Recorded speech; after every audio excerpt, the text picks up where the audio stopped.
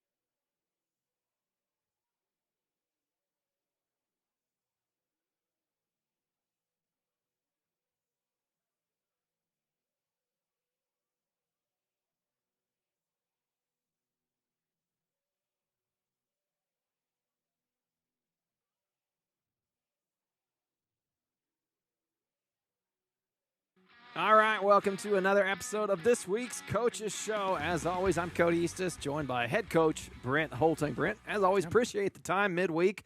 Recap last week's game. Look forward to next week's game. 62-34, the score over Phillipsburg, and your Greenbacks improved to 5-1 on the season. Always good to pick up a win at Zerger Field. Overall thoughts on that ball game?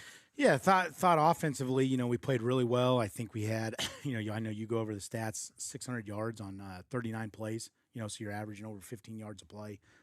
Can't beat that. Obviously, defensively, we were disappointed in our effort. Thought we didn't quite align right. We weren't assignment sound. And credit to them, they did some things that really knocked us off of our path. They did some things that they hadn't shown on film at all.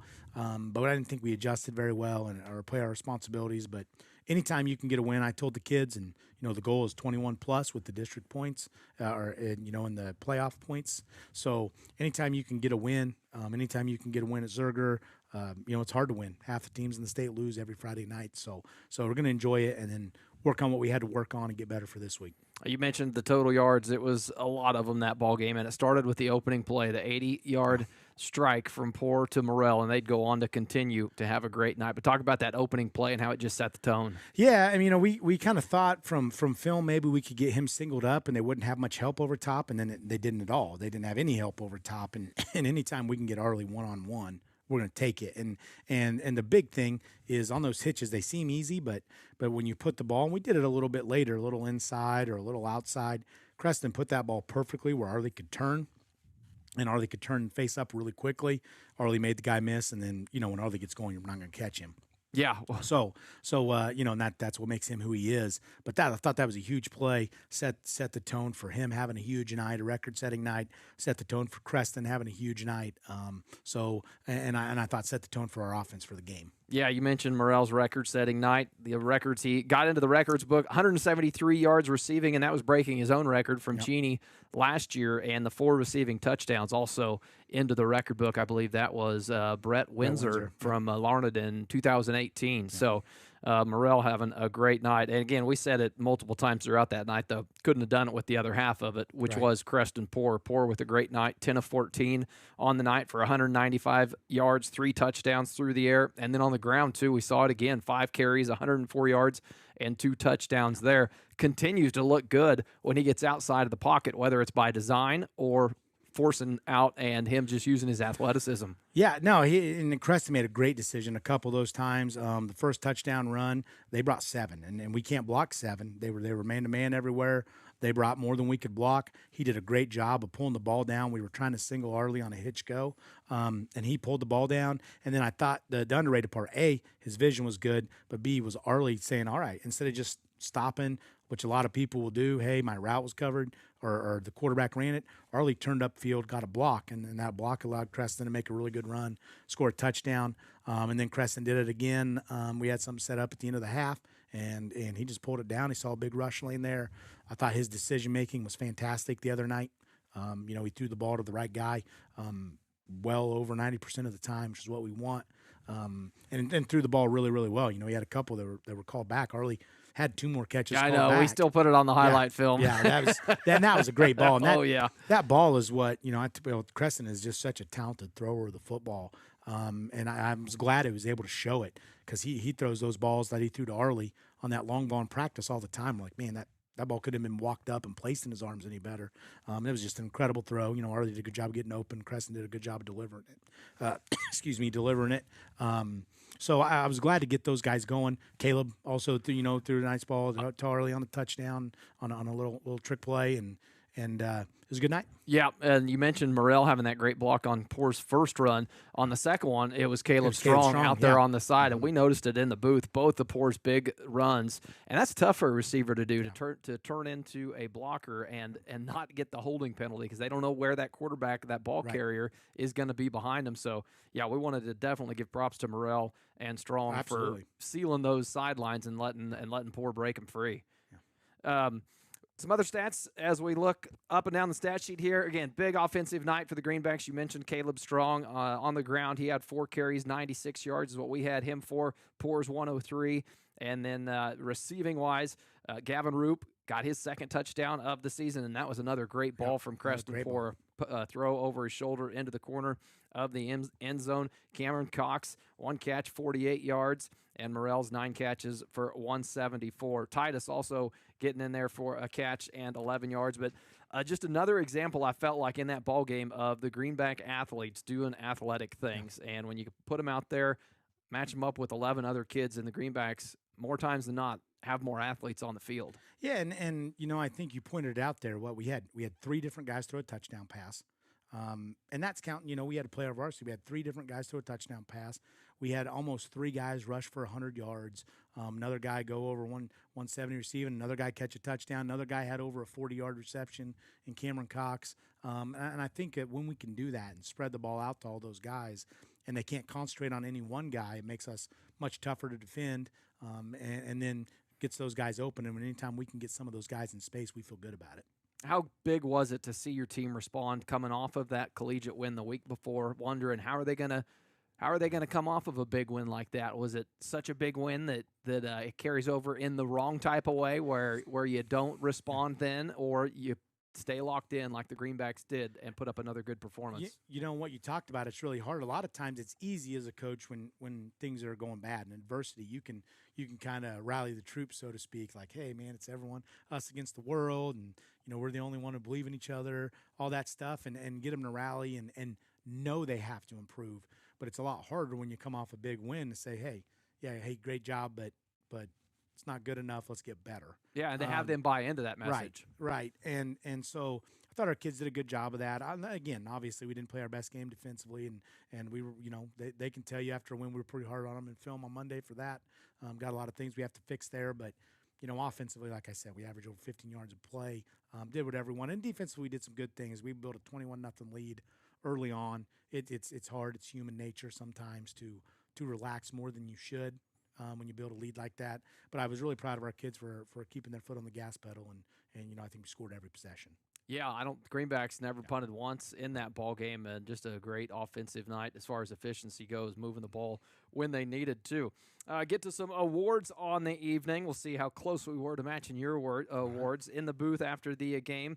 Artemish Electric Player of the Game. This we went with co-players of the game. We don't do it very often, but this night felt like with the night that Poor and Morrell had. Morrell with the record-setting night, Poor 5 total touchdowns. Co-player of the game for us was Creston Poor and Arlie Morrell. We did that on offense too, and we never do that. It was that type of game. It really was. Arlie set so many school records. Creston had such an incredible evening. And they were linked together like. Hey, they were both, for Creston for throwing for 200 almost and running for 100. I mean, that's an awesome game. 5 total touchdowns, like you said. And then Arlie, of course, the night he had. So, and then we had other guys. Caleb Strong had a huge night. Kate had a huge night again. Obviously, all starts up front with our big guys. Let's talk about them. Yeah. I thought our pass protection was fantastic all night. Josiah's doing an incredible job right now. Sealing the edge. Madden Wilson's getting better and better every game. And so got to give props to all those guys up there, Luke and Farmer and Augie. So it takes those guys. Without those guys, and those guys will tell you, without them, they don't get anything. So it starts there, and then you don't have that type of offensive output and efficiency without the big guys putting in the work in the trenches. So definitely shout out to them. For our Meade Lumber hit stick of the game, we saw one on 4th and 1. Now Phillipsburg did convert it, but it looked like Cade Liggett came flying in there. I think in the second quarter, maybe it was. Still got the first down, but it was a big hit that we thought was Cade Liggett. And we saw another one a little later in the game where Cameron Cox, with his wrestling background, kind of a suplex in the secondary. And it was one of those that when you're in the secondary, there's nobody else around. So it's kind of, you're on center stage and it's easy to see. So we ended up giving it to Cade Liggett, but Cameron Cox a close second for us on that hit stick. Okay, so they were both good. We told you you're going to have to get like a bash cam. Yes, I said that post game. On kickoffs, and Bash had he had a slobber knocker on a kickoff. So okay. He got it. He absolutely destroyed a kid on a kickoff. So he got that one. So it was a heck of a hit. It's starting to sound like that award is pretty much his going into a game. Someone has to step up and take it from him. We've told him that. Like, he's going to guarantee when he goes down on a kickoff, he's going to get a piece of somebody. Like, he's going to find somebody to hit, and they're going to know number 6 is on the field. Yeah. So he does a pretty good job of that. Yeah, he's a hard hitter. So we gave that to him. Going back on film, obviously we have that advantage. Defensive player of the game, a kid I mentioned earlier that is just getting better and better. He got doubled all game and didn't get moved off the line. I thought of all the problems we had, he was a really good bright spot. Had a sack, had I think 3.5 tackles for loss. But Madden Wilson played a really, really good game defensively. And he's becoming a force in there. Thought he played really well. Adrian Tresner had I think 2 tackles and then recovered the onside. When they tried to onside, jumped on it. So he was our special teams player of the week. I thought he did a great job there. Stayed in his lane, did his job too on kickoffs. And then our scout team player of the week, kid who comes in all the time and again works his butt off and is going to be really good player. He's getting better week by week by week. Griffin Giggy was our scout team player of the week. You mentioned some of those defensive guys. Kyler Barker featured in Sports in Kansas this week just for the season that he's having, leading the team in tackles and up there in the top numbers when you look at teams across the state. Top 5 and 3A as well. So Kyler Barker, I want to give a shout out to him having a great season on the defensive side. For the Kyler's incredible every week, and I think he'll tell you, we've run that stack alignment a lot, called tower, and Luke takes on a lot of people, and Kyler's very thankful for him. Luke does a great job of that, flying in there, sacrificing, making him cut back, and him and Kyler play so well off of each other. Kyler has done a great job of cleaning stuff up. Both of those guys have elite instincts. They do a great job of getting to the football. Kyler does a great job of tackling once he's there. You just don't see Kyler miss hardly any tackles. He does a great job of wrapping up because he's just such a smart, heady ball player. He's having an incredible season. And again, Luke's helped a lot with that as well by being the guy. And Luke's had a lot of tackles as well, but by being that guy that comes in and kind of takes on the lead blocker and with that tower alignment, then Kyler gets to come in underneath and finish it off, and he's done that. On the defensive side, there also Hudson Titus back in the lineup for the Greenbacks against Phillipsburg. We saw him miss a game before that, but how important is it to have him back in that secondary for the Greenback defense? Yeah, it just gets us settled back there. Hudson's really, really smart. He's a communicator, and he will fly downhill and hit you. He's another kid that throws body around. So I think it helps our depth. We can move some people around, get some more people breaks. And then he's an athlete, and he's a smart kid. Again, we talk about smart. I think your middle backers and your safety got to be very, very smart in our defense, and we're fortunate to have those guys back there who are very smart, get us lined up right every time. All right, the Greenbacks get on the road this week for another district game. Head to Clearwater, a team that we haven't seen a whole lot on the Greenback schedule, but in our district, and head out to face them. A big game, as always. Anytime you got a district matchup, big for implications before you get to the end of your season and start looking how things will shake out. What do we know about Clearwater? Really, really good defensive team. Very good defensively. They've played well defensively against everybody that they played. Really, if you look at them across, Cheney kind of got a few in the second half at the very end of the game, but it was tight. Wellington's ranked 4th or 5th in most polls in 4A, and they lost 18-14, but they had the ball first and goal inside the 10 with 2 minutes left to go win the game. So they played some really good teams. They played them close. They beat Collegiate on a safety and a fake punt last week. They'll run a lot of trick plays. They like to run the ball. That's where their identity is established. They've got 2 backs that are really big and really good, really physical. They get downhill and hit you, and both of those guys also play backer for them. Their front 4 and their middle backers are really, really good. So they'll be a challenge for us. They haven't allowed a ton of points this year. Defensively, and then offensively, they look to chew the clock. They want to run the ball. They do a lot of different things in the run game. They're mostly gap scheme, pull a lot of guys, get a lot of guys, a lot of hats at the point of attack, and then they do some trickery and hide the ball and do some stuff. So we're gonna have to be incredibly disciplined, and we're gonna have to play very physical to be able to win Friday.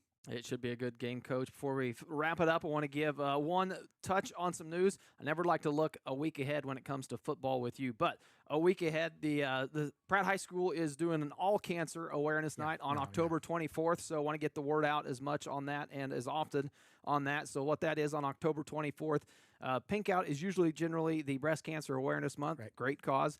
October 24th is going to be an all-cancer awareness night for the Greenbacks. That'll be that Cheney ball game, and we'll talk about that next week. But you can get on USD 382 Facebook page, and there's a Google Doc form where 2 forms, that's all you got to fill out. A first name of someone, a loved one that has been through the fight, has fought it, and what type of cancer they were battling. And the students from PHS are going to hang ribbons with the names on the east side fence, so trying to get as much awareness raised for that cause. And obviously incredibly cool cause, and we want to support. Carrie does such a great job. Your wife with that stuff, and obviously she's one of those courageous survivors we talk about.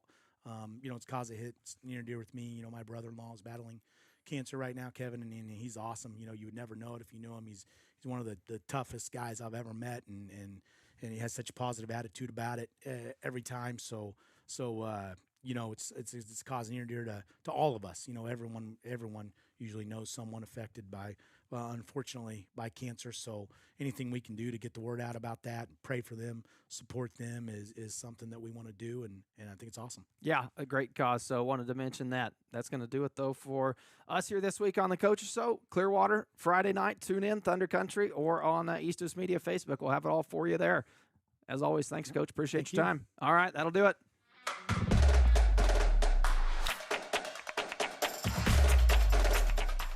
Tonight's Greenback action is brought to you by Doug Ray Chevrolet, your #1 new and #1 pre-owned dealer in all of South Central Kansas. At Doug Ray Chevrolet, we provide you with a great buying experience plus an award-winning service department, which means you can depend on us for all your automotive needs, whether it's cars, trucks, or SUVs. From the moment you walk through our doors to the time you drive off the lot, we're here to make sure you're satisfied every step of the way. We're still doing business your way right here in Pratt, Kansas. Doug Ray Chevrolet, proud to support Greenback Athletics.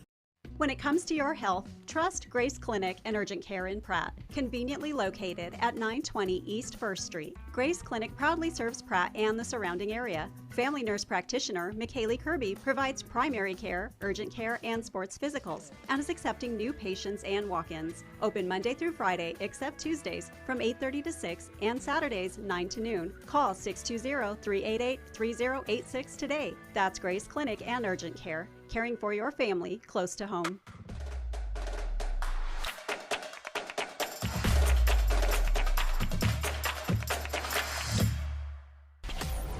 It's game day for the Greenbacks. Greenback Nation, it's Friday night. That means the countdown to kickoff starts now. Picks it off at the 30-yard line and has some room to run. Touchdown, Greenback. And Arlie Morrell in the backfield again. Greenback team led by senior Preston Poore, coming off of a 1,000-yard season. 45 to the 40, the 35-30. Morrell still on his feet at the 25-yard line. And we've seen different versions of this offense throughout the past couple years. This year, expect some fireworks. Man, wide open down the field. Caleb Strong at the 15-yard line. 10, 5, touchdown, Caleb Strong. I've said it before, Kelly, there's something special about Durger Field. Buckle up, folks. The countdown to kickoff here on Thunder Country starts now. Welcome to the Doug Ray Chevrolet pregame show here on Thunder Country, Clearwater, Kansas. I'm Cody Eastos alongside Kelly Simon, and the 5-1 Greenbacks set to take on the 2-4 Clearwater Indians in a big district matchup on a beautiful Friday night. The sun is about set, 75 degrees, a little breeze out of the west. But, Kelly, going to make for a beautiful night for football here in Clearwater, Kansas. Oh, man, I tell you what, we've had good night after good night this season. Not too much wind. A little cold the first night, said no one ever. Up at Hoisington there, it was a little chilly almost. But ever since, we have just had really good conditions. Another good one tonight. Temperature's just right to play some football.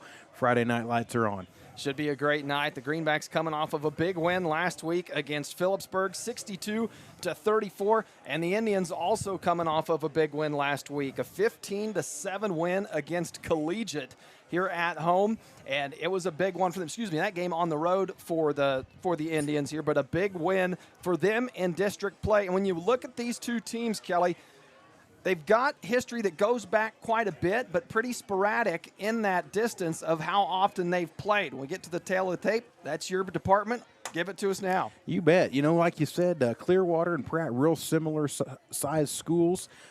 First meeting I could come up with was 1983. That was a playoff meeting, won by Clearwater, 21-7. In that, since 1983 to the present date, I came up with 11 meetings, 9 of which have been won by the Greenbacks. Last year, Clearwater came into our schedule again by way of a district matchup, and Pratt won that game in Pratt 36-7. It was a game that was pretty close for about 2.5 quarters, and then Pratt really opened it up at the end of the game. But not a lot of history between us. Clearwater's been a team that has just struggled on the football field for a lot of years, but they still got the population, and coming off a win last week, certainly something to be taken seriously. Yeah, we expect a big night out of Coach Biostat and his squad. We'll take a break now for the national anthem, and when we come back, it'll be more Doug Ray Chevrolet pregame show here on Thunder Country.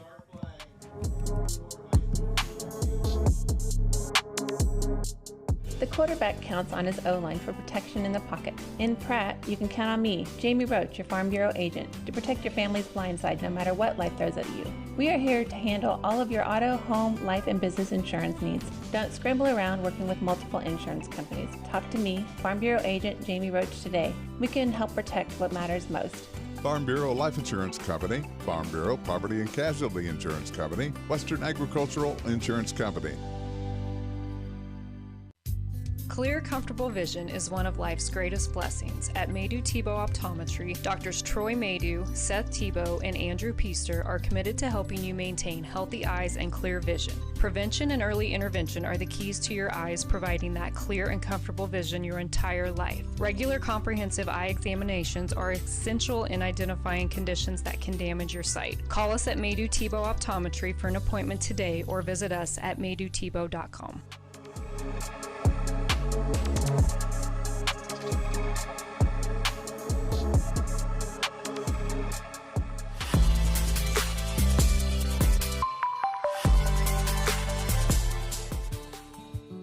This is Terry from Gatlin Meckler's Pharmacy.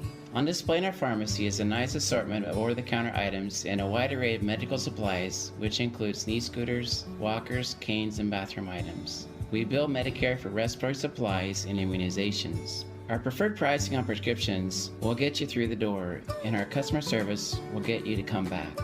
Be sure to stop in today and see us on Country Club Road in Pratt. Uh-oh, that's a sound no one wants to hear. Pratt Glass has been helping homes and business owners with everything glass for over 80 years. Whether your business suffered a break-in over the weekend or you're needing to replace old leaky windows, and they also offer automotive glass repairs, automotive details, screens, dragging door adjustments, residential window replacement, storefronts, and 24-hour commercial residency service. Pratt Glass, 210 South Jackson in Pratt, 620-672-6463, or see prattglass.com.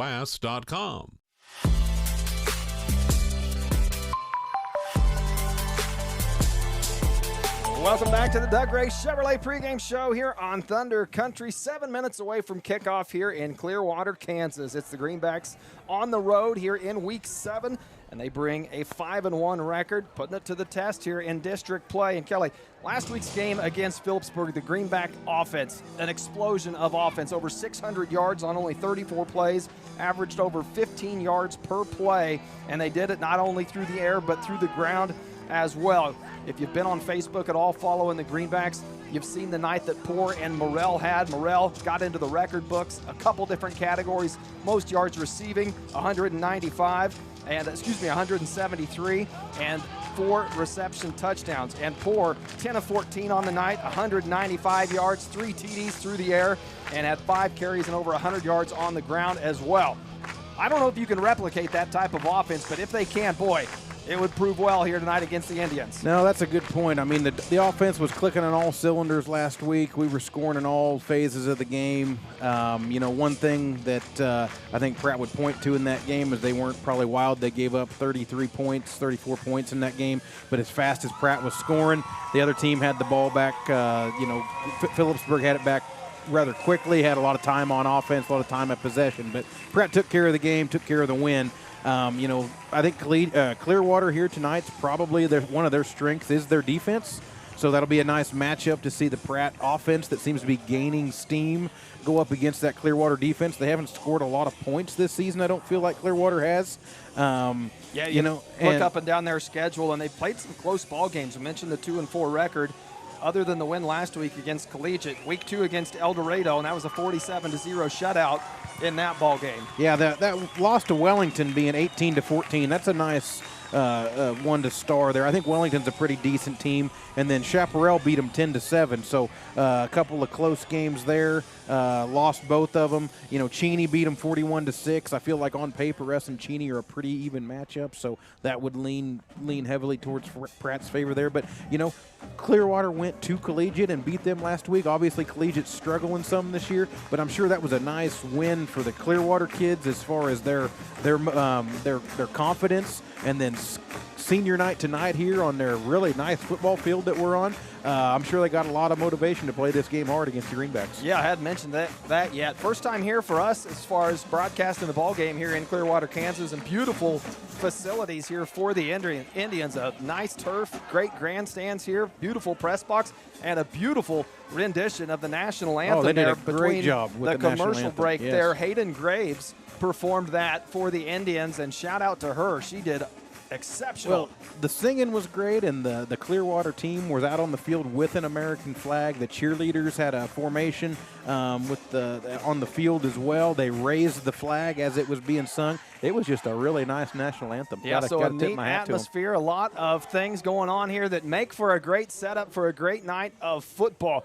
Get back to some of the Greenbacks and how they match up against this Clearwater team. When you look at team stats on total yards per game, the Greenbacks, we'll start with rushing yards. Pretty similar. The Greenbacks are a run-heavy team, averaging 243 yards per game on the ground. And for the Indians, a little bit lower than that, 220 yards on the ground.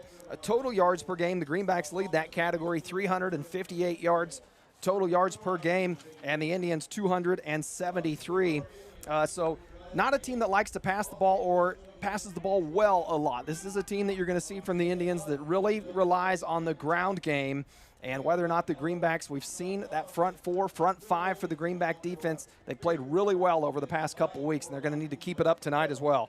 Yeah, absolutely. And, Clearwater under a different coach this year than they were last year. I just caught that today. You brought that up, Cody. Last year they ran more of a shotgun type offense, and to hear those rushing yards you just rattled off, decent rushing yards per game. I'm shocked they haven't put more points on the board. Been shut out in a game or two, I think, and that's kind of strange when you're rushing for 270 yards in a ball game. So captains out at midfield now. We'll get to those for the Greenbacks. Senior Creston Poor, Cameron Cox, Leon Ramos, and Arlie Morrell are your captains. And for the Indians, number 1, Jared Whitney, number 21, Lane Blevins, number 34, Chance Kiesling, and number 42, Dalton Wolf, the captains out at midfield now. We'll sort out the coin toss and see who's going to get this ball first to start this game off. But on paper, I think this will be a pretty good matchup. I think if I had to pick one or the other, the Greenbacks, when you look at their opponents and who they've played and how they've played, I'd give the edge to the Greenbacks. Yeah, but I think so. Boy, talking with Coach Holting midweek,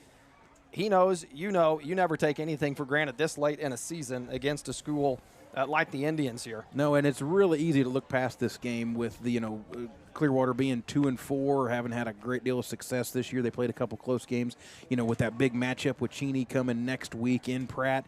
Really easy to look past this game, but we got to take care of business tonight. Coin toss sorted out. Looks like the Indians will receive. So the Greenbacks won the toss, I believe. Greenbacks won the toss and deferred. Indians will receive the ball to open this ball game up, and they will defend the. Now, this is a field that sits a little bit at an angle. Traditionally, we see a north-south or an east-west field, and this one a little bit, bit off kilter here. It runs, I believe, southwest to northeast. We'll go with that. We'll go with that. If you're if you're listening on the radio dial, the Indians going to be going left to right on your radio dial. We'll also have this ball game live streaming on the Eastus Media YouTube channel. You can hop over there if you want to catch the full game and the broadcast, or the Thunder Country app. A lot of different ways you can consume tonight's broadcast. However you choose to do it, we appreciate it as we expect it to be a great night of football. Something else to note, last week, head coach for the Indians, Jake Biostat, in that game that they beat the Spartans collegiate, they did it with a fake punt there late in the ball game, and in the celebration of completing that fake punt, head coach Biostat came down and blew his knee out. So you'll see him on the sideline in wheelchair. Now, he was previously at Medicine Lodge, so I've actually done a coach's show with him, talked with him, and chatted with him a little bit before the game and said, haven't ever coached a game from the wheelchair, but still going to try to be as effective as possible. It'll be Tebow set to kick off, and we are underway here in Clearwater, Kansas. A shallow kick bounces at the 20 from Tebow, picked up at the 15-yard line, going left to right, trying to get all the way around his blockers and not able to do so. Nice tackle by Cameron Cox there. Cameron Cox, tracks a nice it down, first the man contain. there. Whitney, the ball carrier, the return man for the Indians. The Indians will come out in baby blue uniforms. Head to toe. A little North Carolina feel here for the Indians. The blue helmets to go with it, and the greenbacks with a green and white combination. Green pants with the white tops and the green helmets. First play from scrimmage. Going to bring it right side to the near side and tackled for no gain. Ball carrier on the play. Whitney. Don't have Whitney on my roster there. Pencil him in as he's going to be a feature ball carrier for this Indian team. So looking at a 2nd and a long 9 for the Indians. Out of the shotgun snap, once again trying to go up the middle and nowhere to go. Wells the ball carrier that time, and Cade Liggett in on the tackle will bring up an early 3rd and 9 here for the Indians. Indians on their own 19-yard line after that good special teams coverage by Cox there. Yeah, just pinned them deep, and anytime you can get the starting offense, the offensive possession to start inside their own 20, advantage greenbacks. Well, we've touched on it a lot, you know, with special teams and kickoffs and field position, and what an advantage it is if we can force a punt here early, get a takeover on their half of the 50. Now one man split out to the near side, shotgun snap, going to roll to the left. Tackled by a jersey is Madden Wilson, and Josiah Schmidt in there with a hand on the jersey will bring down Fino. And Jaden Fino has not been the starting quarterback for this team all season. An injury led him to take over in week 5, I believe. So this Indian offense going to have to run with a different quarterback under center than what it traditionally does. And they'll be forced to punt 4th and 11 for the Indians. Back deep to punt Wells, and a good punt.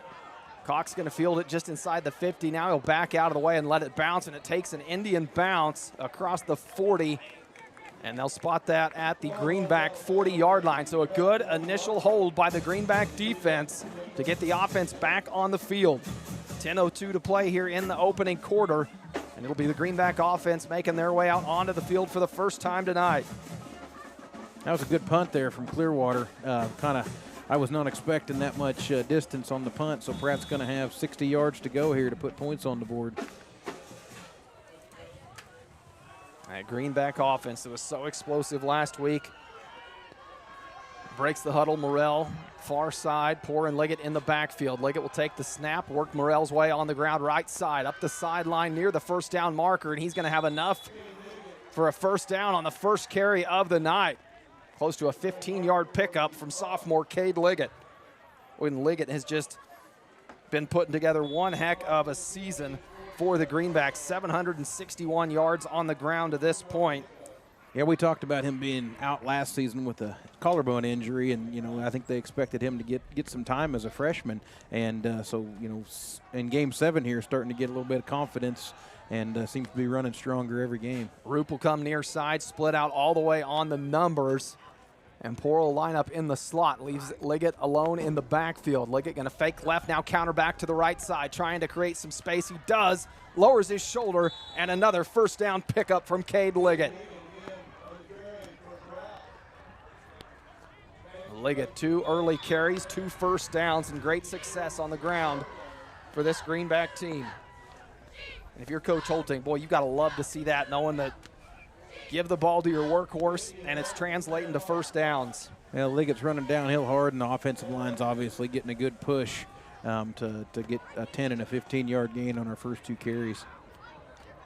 Now Poor will get back in the backfield, stands to the right of Liggett. Poor will take the snap, try to come up the middle himself. Nothing there, well defended by the Indians. Tackle made by Brogan Eade.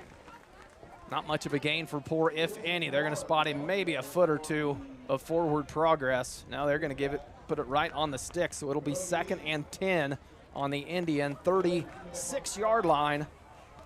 8:58 to play here in the first quarter. The Greenbacks show power out of the huddle. Poor and Liggett in the backfield.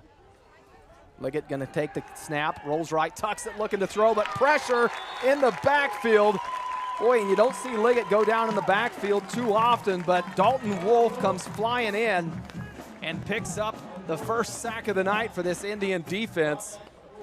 And it'll be a loss of 7 yards on the play, and will bring up a long 3rd and 17. From the Clearwater 43-yard line. 8:21 left in the first quarter here as Pratt gets some negative yardage, which is kind of rare for us. First sign of not worry, but pressure that this offense is going to face. And trips to the near side here for the Greenbacks. Cox, Poor, and Strong all split out. Poor in the backfield, and a pre-snap whistle going to blow that play dead. It'll be a false start on the Greenbacks. The Greenbacks not helping themselves out after that sack. Faced with a 3rd and 17 and tack 5 more onto that. It's a 3rd and 23 if my math is right, Cody. You're the banker. We're going to go with it. So 8:02 to play here in the first quarter. 22. And it'll be 3rd and 22 after that penalty is Helpless assessed. Without a calculator. Thank you, Logan. The Greenbacks break the huddle with a long, not too many times this season have we seen the Greenbacks in this situation. 3rd and 22, snap to Poor. Run the counter play, it's going to be Roop coming near side. Has some blockers, tries to work behind him. He'll pick up a few, but not nearly enough. Gets to the Indians' 40-yard line. This is going to be an interesting call here. I mean, you would think that Pratt would punt this and try to pin them deep, but being on Clearwater's half of the field, no more success than they had in their first 3 plays. It wouldn't shock me to see Coach Holting go for this here. Yeah, I kind of agree with you, Kelly. A good punt, which is tough to do at the high school level. Nets you 20 yards. 20 or 30 yards, but you run the risk of a bad play on special teams or putting it all the way into the end zone and getting brought back out to the 20, and it will be the Greenback offense that comes out onto the field. Morrell, the lone receiver, split wide, trips to the near side. Poor 3-step drop, pressure coming, gets it off looking for Morrell, catches it at the 20 and forced out of bounds at the 15-yard line. A big pickup, Poor to Morrell, pick up right where they left off. Well, when that started, we put trips to the near side, and that left Morrell one-on-one. I mean, that's exactly what the matchup we wanted. A 28-yard pickup, and boy, that's a tough task to ask a defender to single coverage Arlie Morrell with a whole half of the field. The way that play was set up, Morrell on the strong side, the trips were here on the weak side, so Morrell had from the middle of the field to the sideline to work with. It'll be 1st and 10 for the Greenbacks, ball spotted on the 14-yard line. Snap to Liggett, the give to Strong, comes back near side on the counter play, good stiff arm across the 5, touchdown Caleb Strong! And the Greenbacks on the board first, 6:45 to play here in the opening quarter. You know, the Clearwater outside contained man had a nice shot at Strong there. Just a stiff arm from Strong and just 2 more steps of foot speed just outran him to the edge, and then the rest of the defense wasn't able to close the gap. Boy, a great stiff arm from Caleb Strong to fight off that initial tackler, and it'll be Levi Tebow coming on for the extra point to try to make it a 7-0 ball game. A whistle slows things down a bit, just getting everybody set in the right position. And they're ready for play whistle. Snap and hold good, kick away from Tebow. And the kick is good, so a 7-0. Oh, some whistles coming in. By all accounts, there it is. Kick from Tebow, good. 7-0, Greenbacks lead at a 7-play, 62-yard drive capped off by the Caleb Strong touchdown. We'll be back with more Greenback football here on Thunder Country. Are you interested in building a new home or remodeling your current one? If so, give J.A. Knight & Sons a call today. This is Chase Scully with J.A. Knight & Sons, and we are the area's premier general contractor and have been serving the Pratt and surrounding area for over 50 years with superior quality and attention to detail. We specialize in high-end residential and commercial construction and have now expanded our services to include pre-engineered metal buildings. J.A. Knight & Sons is a proud supporter of Greenback Athletics and would like to help turn your next dream into reality.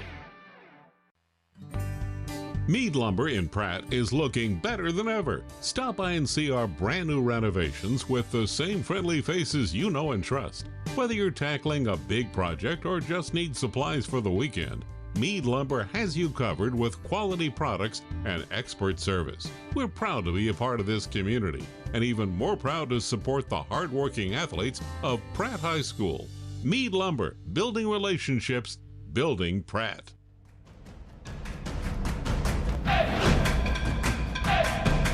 Welcome back. 6:45 to play in the first, and the Greenbacks lead at 7-0 after the touchdown from Caleb Strong. Tebow once again puts it shallow at the 20 and trouble fielding it as Whitney once again going to try to get near side. This time he does, up his own sideline, across the 40, still on his feet, finally brought down on the Greenback 45 line, got all the way across midfield and brought down by Sebastian Beach.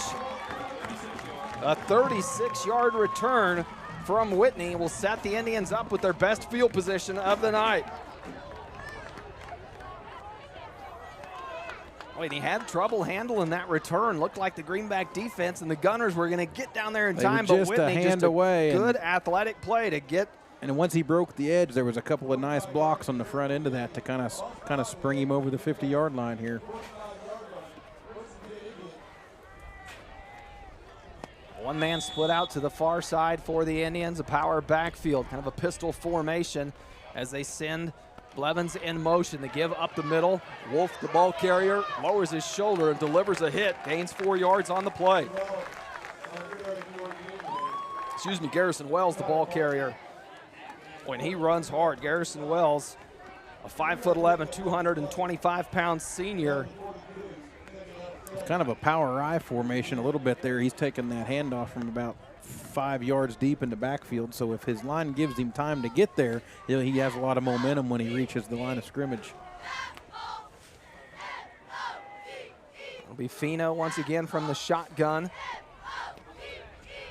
Wells behind him in the backfield. Once again, they give up the middle to Wells. The counter play runs outside to Whitney and picks up another 3 yards. That time pulled back, the handoff to Wells up the middle. Greenbacks bit on it a little bit and created some space for Whitney to come around on the end. Nice tackle by Liggett there. Make a 3rd down and 3 here. 5:29 to play here in the opening quarter. The Greenbacks, after scoring on their first possession, lead at 7-0 with the Indians in Greenback territory here. Ball spotted at the 39-yard line. Wells goes in motion, little confusion on the play, and Fino gets the handoff to Wolf, and he's tackled in the backfield, no gain. Good play by the Greenback defense. Just a little bit of delay on that snap. It's a little high. It throws the timing of that play off, and the hole opens and closes in the amount of time it took you to stutter step in the backfield. So good job by the Pratt defense to close that hole up. And the Indians with a 4th and 4 set to go for it. Quick snap. Whitney takes the direct snap, looking left side.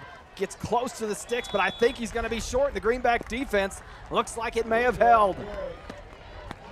And they will mark him short, about a yard short. So the Greenback defense once again gets the offense back on the field. It was great field position for the Indians after that opening kick return from Whitney. Just could not do anything with it. Still looking to pick up their first down, but it'll be the Greenback offense that takes over after the 3 and out by the Indians. 4:41 left in the first quarter. Greenbacks once again coming out, showing a spread formation. Trips to the near side. Cox, the closest to us on the numbers. Empty backfield for Poor. Quick strike to Morrell right side, trying to take advantage of the single coverage, and he'll pick up 8. That's the play we saw really blow that opening strike for the Greenbacks last week. This hitch to Morrell, and he was able to make that first guy miss against Phillipsburg. Took it for 80 yards, and the Greenback offense just continued to keep their foot on the gas all night long in that ball game. A 2nd and 2. Little shift for the Greenbacks as Titus comes left side. Snap to Poor. He'll keep it himself, come left side. Good defense by the Indians. Get him in the backfield. Once again on the tackle, Dalton Wolf. Poor not able to get outside. That was a great example of the Clearwater defender holding that outside contain just long enough. We had to Poor had to stutter step in the backfield, and that gave the pursuit time to get there. A lot can be learned from that on both sides of this as far as holding that contained so your defense can flow into the ball. If you get a run clean, the rest of them can't get there. Once again, this Greenback offense now faced with a 3rd and 4. Well, we saw them convert a 3rd and 22 on their last drive. Can they get it from 3rd and 4 here? Snap to Poor, and some confusion in the backfield, and he's tackled for a loss. They tried to run with that spinner play to set up the counter, but in the backfield once again for the Indians. On the tackle that time looked like Lane Blevins.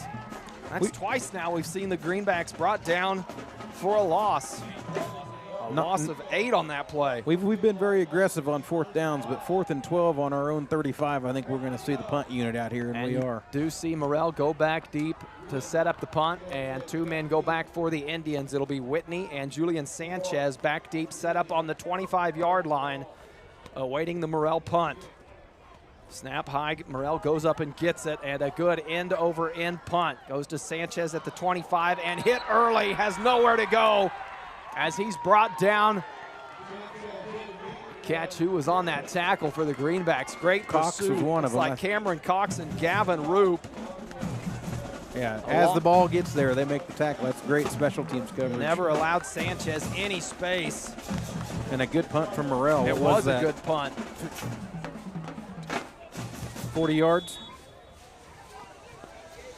2:34 to play here in the first quarter, and the Indians will take back over on their own 25-yard line.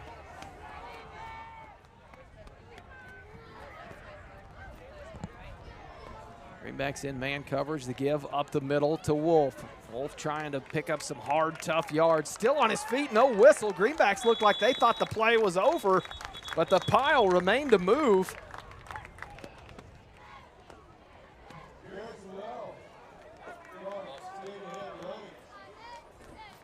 And Garrison Wells will have to come out for a play as his helmet came off in that shuffle. Garrison Wells, a 225-pound fullback, using all of it there. He runs the ball hard. Now a power set from the Indians, that pistol formation. Sanchez in the backfield. And Fino the give up the middle.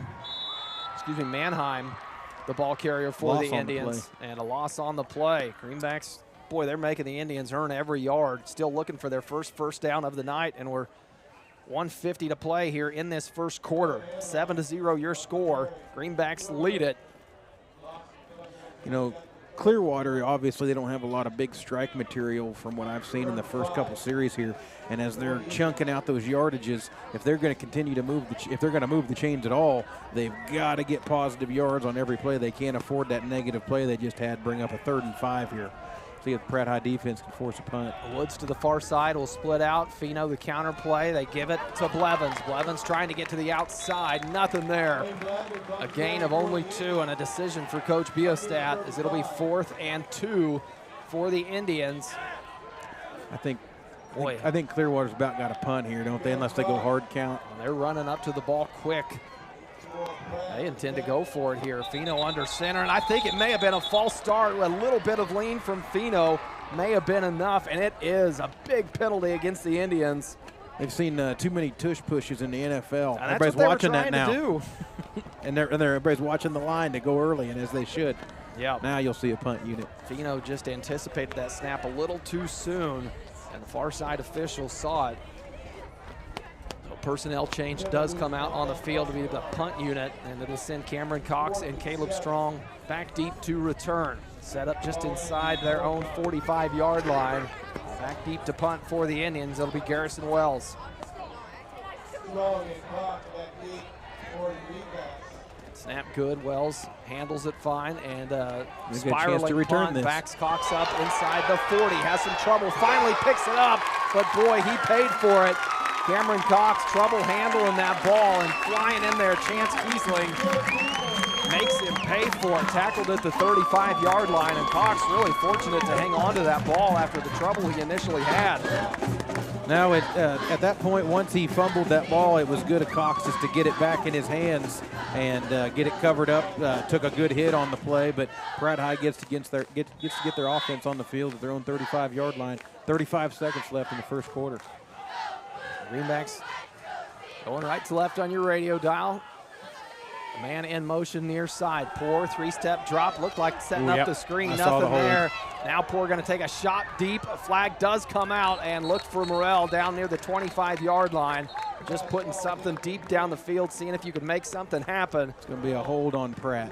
Boy, it's going to back him up again. Greenbacks, last 2 drives we've seen, not typical of them from what we've seen this season, to be playing behind the sticks, these down and distances that we talk about so often.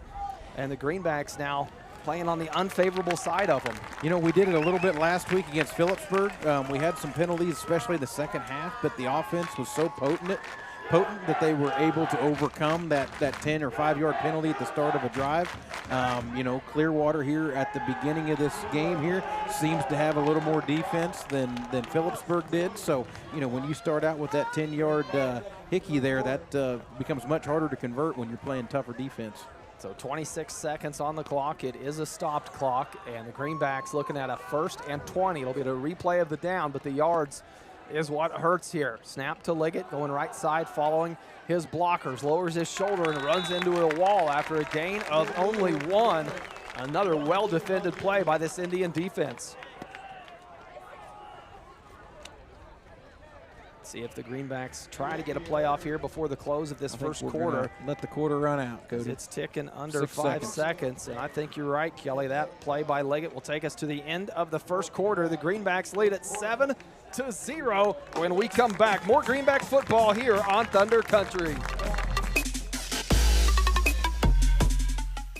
Are you a sports fan looking for a great place to grab a bite to eat? Look no further than Legends Cafe, located in Pratt, Kansas, on Highway 54. Legends is open 6 days a week and serves up mouth-watering burgers, fresh salads, hearty sandwiches, and much more. And don't forget about their daily specials. Legends is proud to support Greenback sports and all the local teams. So whether you're celebrating a big win or just need to refuel after the game, Legends has you covered. Come on down to Legends, and we'll take care of the rest.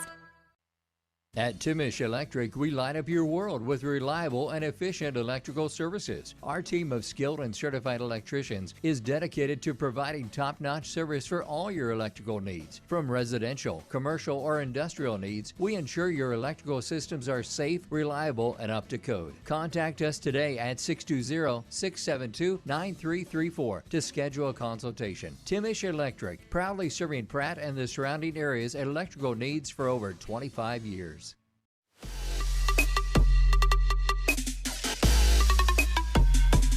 Welcome back to Thunder Country. Second quarter action starts now. The Greenbacks will have the ball 2nd and 18, we'll call it, after an initial holding penalty to start this drive off. Backed them up to 1st and 20. Ball spotted on their own 26-yard line. Now going left to right on your radio dial. So group split out on the weak side here towards the Indian sideline. Snap will go to Liggett. Looks back the other way. Now setting up the screen for Morrell. Has some room to run if he can get through his blockers, and tripped up at the 30-yard line. Boy, had blockers there, but the Indians once again defended it well. Yeah, that had a lot of space when that play developed, but closed up well by the Indian defense. But 3rd down and 15 here. See if Pratt can convert. Saw him do it once before on that opening drive that converted into points for the Greenbacks. They were faced with 3rd and 22, and it was a deep strike to Morrell that got him out of it. Need another one here as Roop comes near side. Nobody else split out. Poor and Liggett in the backfield. And the snap goes to Liggett. Tucks it now, looking downfield to throw. Has to shake out of the pocket and brought down for a loss. Boy, this Indian defense. Chance Kiesling back in the backfield for the Indians and tackles Liggett for a loss.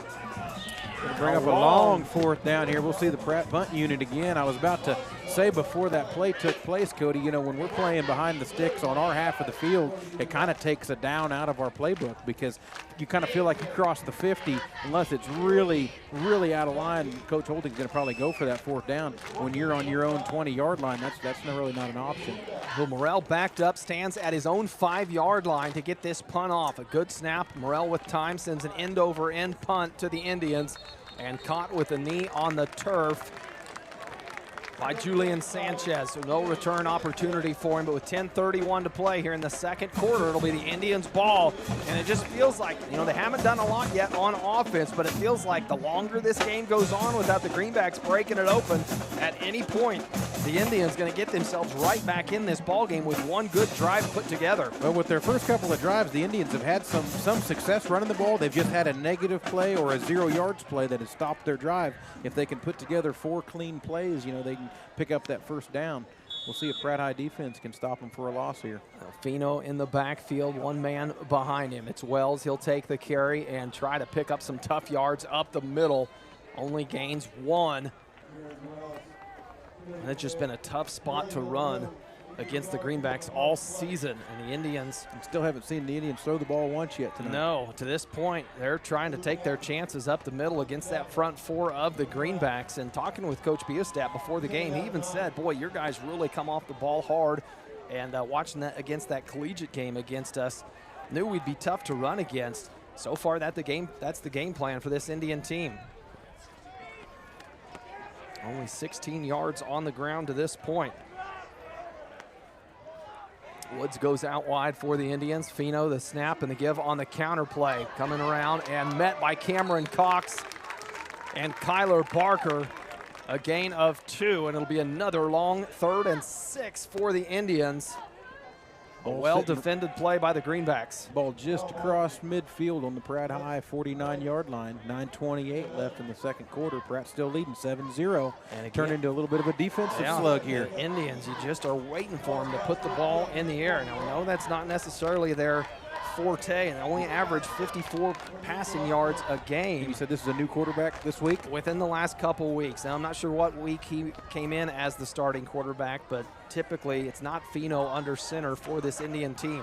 Fino taking the snap. Now he'll put it in the air. Picked off by Gavin Roop across the 41, man to beat. The 30, the 20, 10. Touchdown, Gavin Roop. Good read by Roop there. The Greenbacks using their defense to put some points on the board. The first time we see the Indians put the ball in the air, and it's the Greenback defense that takes advantage of it. And Gavin Roop with a huge pick 6 for the Greenbacks. Maybe that's why they don't throw it much. 8:52 to play here in the second quarter, and Greenbacks lead at 13-0. Tebow will come on for the extra point to try to make it a 14-0 ball game. Snap and hold good. Kick from Tebow away, and it is good. Greenbacks lead it 14-0. Your score here in Clearwater, Kansas. We'll be back after the break.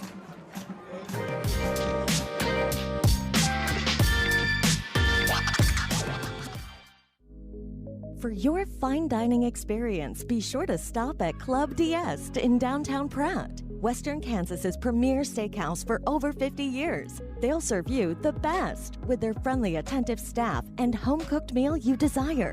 Also offering a full range of entertainment with live music and karaoke weekend nights. So come for food and stay for fun at Club D'Este in downtown Pratt. Open 7 nights a week. This is Chris with Car Auction Real Estate. We've been proudly moving assets since 1965, with locations in Pratt and Larned servicing the surrounding counties. Jamie here with Car Auction and Real Estate. While our marketing strategies clearly stand out, we stand strong on our principles of integrity, transparency, and reputation in our industry. Whether it be buying, selling, auction, or appraisal needs, look us up online at carauction.com. Good luck and go Greenbacks.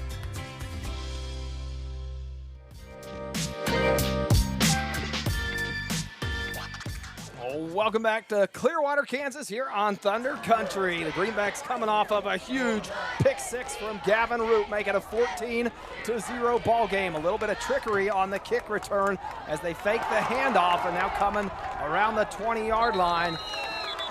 Julian Sanchez didn't fool the Greenbacks much, and he's brought down at the 21-yard line. Good defense by the Greenbacks special teams.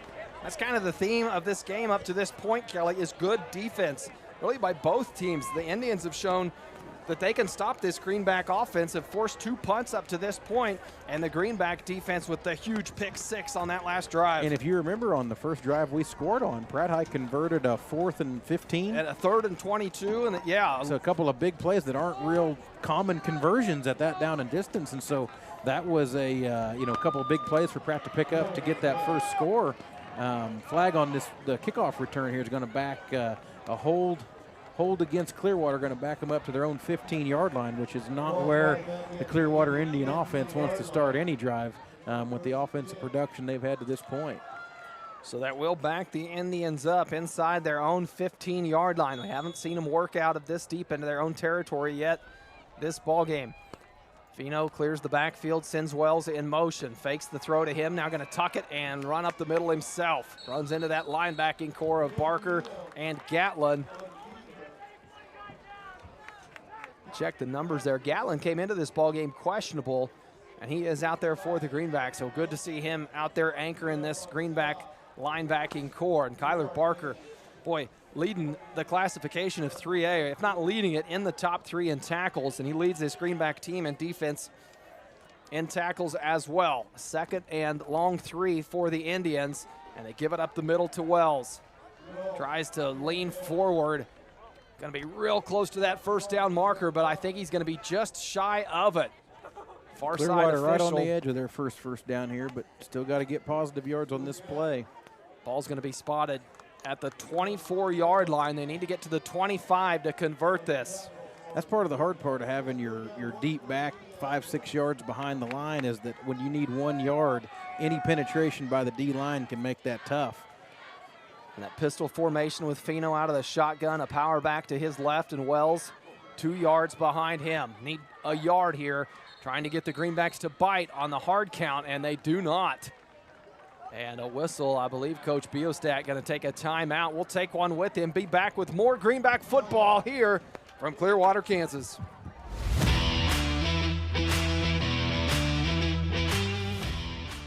It's a fact. A custom cow mineral does not have to cost more. Actually, it might be just what you need to improve your cow herd. The friendly and helpful professionals at Extra Factors in Pratt are available to sit down and discuss your operations needs and goals. From custom protein supplements and liquid protein to bulk commodities and possible mineral formulation. Find it all at Extra Factors. Call 620-672-5616 and speak with Levi Macbeth for all your nutritional needs. Extra Factors. We put the extra into cattle nutrition. Welcome to Humble Pie, where every day starts with the freshest ingredients. Our secret here is a perfectly blended pizza sauce. That's the heart of every pizza. From farm to table, our pizzas are topped with the freshest veggies. Along with our commitment to quality means fresh dough made daily for that perfect crust. And you won't want to miss out on the daily specials at Humble Pie. Order your next pizza online at humblepiepratt.com. Serving you in both Pratt and Larned. Humble Pie, the taste speaks for itself. Welcome back, Clearwater, Kansas, and a fumble on the 3rd and 1, and the Greenbacks say they've got it. Officials agree, so a huge 3rd down play for the Greenback defense.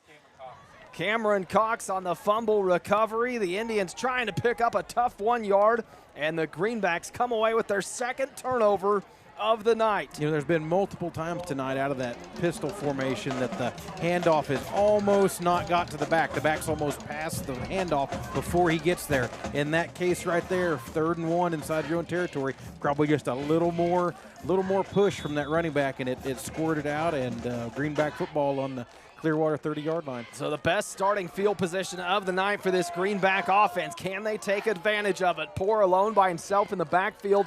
Takes a look at Morrell, split out wide to his left on the numbers. Looking his way, quick drop the slant route, connects to Morrell at the 20. He'll be brought down right near the first down marker, but a great route and a great throw from Creston Poor.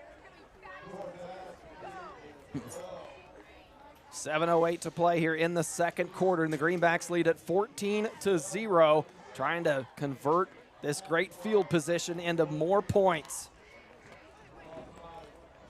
Just shy of the first down was Morrell on that play. It'll be 2nd and the length of a football. Ball spotted just outside the 20-yard line. Greenbacks come out of the huddle showing power with Liggett and Poor in the backfield.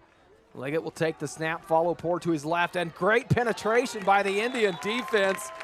Once again, a loss of 5 on the play. They were coming an all-out blitz, and the Greenback line not able to pick it up.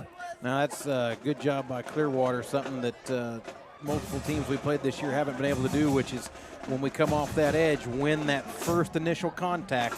And at that point, then Liggett's either got to cut it underneath that or go wider, and that stretches the play just a little longer than we want, and it gives the Clearwater cleanup men time to get there. Yeah, not too often this season have you seen Liggett tackled from behind in the backfield when trying to get outside wide on that play. And a flag pre-snap.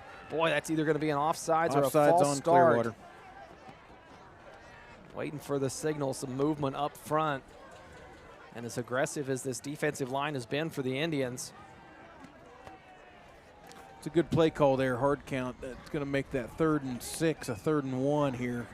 Well, now some confusion. The near side official was pointing as it was against the Greenbacks. Now they'll walk it off against the Indians and get back the 5 yards that the Greenbacks lost on that tackle in the backfield. So once again, it'll be 3rd and 1 now. 5:54 left in the first half. Pratt leading 14-0. Ball spotted on the 21-yard line of the Indians. A big 3rd down play here for the Greenbacks. Only need 1. Poor and Liggett, snap to Liggett. He'll follow Poor up the middle right side and has enough for the 1st down. Gains 5, only needed 1, and a good hard run by Cade Liggett. We picked up 2 first downs early in this ball game and haven't seen him carry the ball much since then. Hasn't needed to. That one, a big carry, keeps the drive alive for the Greenbacks. 5:25 to play here in the second. Clock ticking down, and the Greenbacks pick up the 1st down inside the BTI green zone here of the Indians. Ball spotted at the 16. Snap to Liggett, gives it to Strong on the counter play. Runs into some trouble, though, after getting through the initial line. Gets to that 2nd level of the Indian defense and brought down for a gain of only 1 on the play.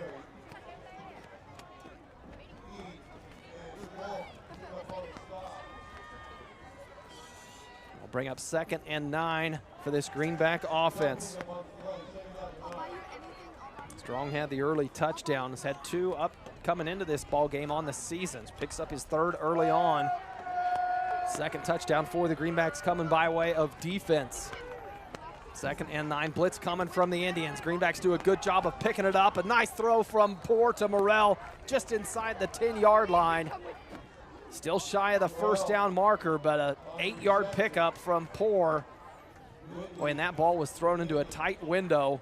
Good job by Morrell to haul it in as he was well defended. It was, and it was a good job by Poor to get that ball out as Clearwater was bringing some blitz heat on him and flowing downhill at the snap. I think a hard count would certainly pick this up here. Morrell picks up his 5th reception of the night, 55 yards to go with it. And the Greenbacks looking at a 3rd and 2. Ball spotted on the 9-yard line. This Indian crowd trying to get behind their defense. Liggett up the middle, left side, and does not get in the end zone, but he'll have enough for the 1st down. Madden Wilson in the backfield as a lead blocker there. Haven't seen that's that something we haven't seen. You know, every week Coach tells me there's some new wrinkles. He never tells me what they are. Always tells me to keep an eye out for them. And this Greenback offense has shown it has plenty of room to throw wrinkles in it. That time seeing one there with Wilson in the backfield. Looks like again. Still in the backfield. Wilson going to line up alongside Liggett in the backfield. It'll be Cade Liggett and Madden Wilson. Liggett going to follow Wilson left side, still fighting to get to the end zone and brought down just shy at the 2-yard line. Well, I like that, though. You put Wilson when you need some tough yards, put Wilson there. A big, tough runner for Liggett or Poor to follow behind. And it'll be 2nd and 2. 2:57 left in the first half here. Pratt's got plenty of time with where they're at on the field. A fast-paced first half. We haven't seen many incomplete passes. The Indians haven't thrown the ball other than the 1 interception, and the Greenbacks have been very efficient when they've chosen to throw it. Now Morrell in the backfield. He'll take the snap, go left side, use his length, fall into the end zone, touchdown, Arlie Morrell. Morrell using his size to his advantage and able to lean over the end zone, needed 2, and Morrell got it. I'll tell you what, Pratt making good use of that turnover there, but, taking the ball over on the 30, Pratt had to chew on some yardage to get in the end zone there. Good job by the Pratt offense to just keep moving forward, not hurt themselves with any penalties, and take a 20-0 lead here. Tebow will come on to try to make it a 21-0 ball game. Snap and hold good. Kick away from Tebow, and it is good. 21-0, your score. An 8-play, 30-yard drive, capped off by the Arlie Morrell touchdown. Makes it 21-0. We'll be back in 60 seconds with more Greenback football. Escape into your ultimate outdoor getaway with the help of Uni Landscapes, your local full-service landscape design and construction company specializing in landscapes, hardscapes, patios, sprinkler systems, water features, and snow removal services. They create your dream space by incorporating design elements unique to you and your family. Uni Landscapes serves Pratt and the surrounding area and is open Monday through Friday. Call 620-672-3301 to transform your outdoor space today. Plan a trip to Pratt this fall. From small-town charm and unique shops to local dining and museums, there's something in Pratt for everyone. Spend an autumn afternoon in our beautiful parks and along our walking trails. Stay up to date on events and activities by following Visit Pratt on Facebook. That's Visit Pratt on Facebook. We hope to see you in Pratt.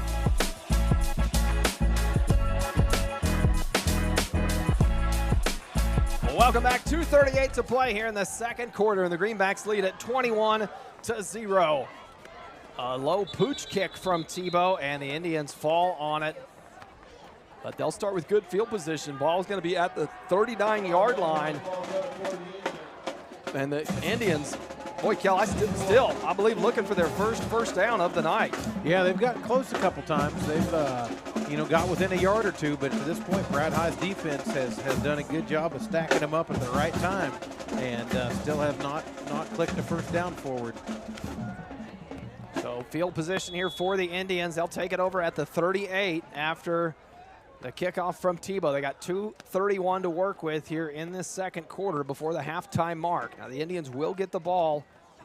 The Indians started this ball game.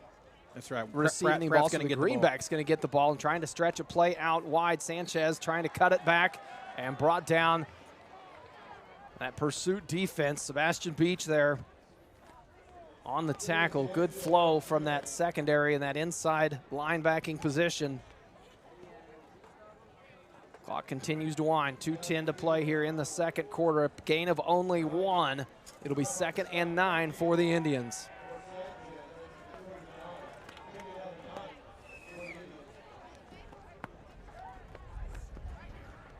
Now Fino will go in motion, no longer in the backfield. That's where we've seen him up until this point. We'll see who's handling the snap for the Indians. It'll be Whitney taking this direct snap. Tries to go right side and strong. It looked like there. A flag comes in on the play in the backfield. It'll be a hold on Clearwater. I think it's going to go the Greenbacks' way. Now the the Clearwater offense, after not having much success to this point, now you see them trying to pull out some plays that maybe they don't typically do with Whitney in the backfield taking the snaps there. Yeah, it's a combination of, Pratt's defense is flowing hard to the ball. But it just seems like it's taken Clearwater an eternity to get out of the backfield. They just don't have that quick hitting play that Phillipsburg hurt us with last week, where they hit the line of scrimmage hard and fast. It's a little more of a slow developing, straightforward play, and Pratt's just got too much speed for that to hurt them too much tonight. So the penalty will be declined. The Greenbacks going to take the result of that play. The tackle for the loss will bring up 3rd and 13. 1:43 to play here in the second quarter. Plenty of time for this Greenback offense to get back on the field if their defense can get a stop here. And if the clock runs after this play, it wouldn't shock me to see Coach Holting take a timeout. Now a quad formation here, 2-by-2 split on each side for the Indians. Strong and Roop out on the near side defending. Whitney will drop back, Fino going to drop back, take a shot downfield, and nobody there. Ball overthrown. The intended receiver for the Indians Lane Blevins. And that will stop the clock and bring up a 4th and 12. So no need to take the timeout for Coach Holting. The incomplete pass stopped it for him. And now you'll see the punt unit for the Indians come out on the field. And the Greenbacks will have plenty of time. A minute 37 with 3 timeouts. We haven't used one, have we? No, 3 timeouts still for Coach Holting to work with. And it'll be Garrison Wells back deep to punt for the Indians. Once again, Cameron Cox and Cade Liggett back deep to return. Haven't seen Liggett back to return for the Greenbacks, but kicked out of bounds. No chance of return for either back man for the Greenbacks. They'll walk that. Ball's going to be spotted at, looks like the 36 after a 32-yard punt from Wells.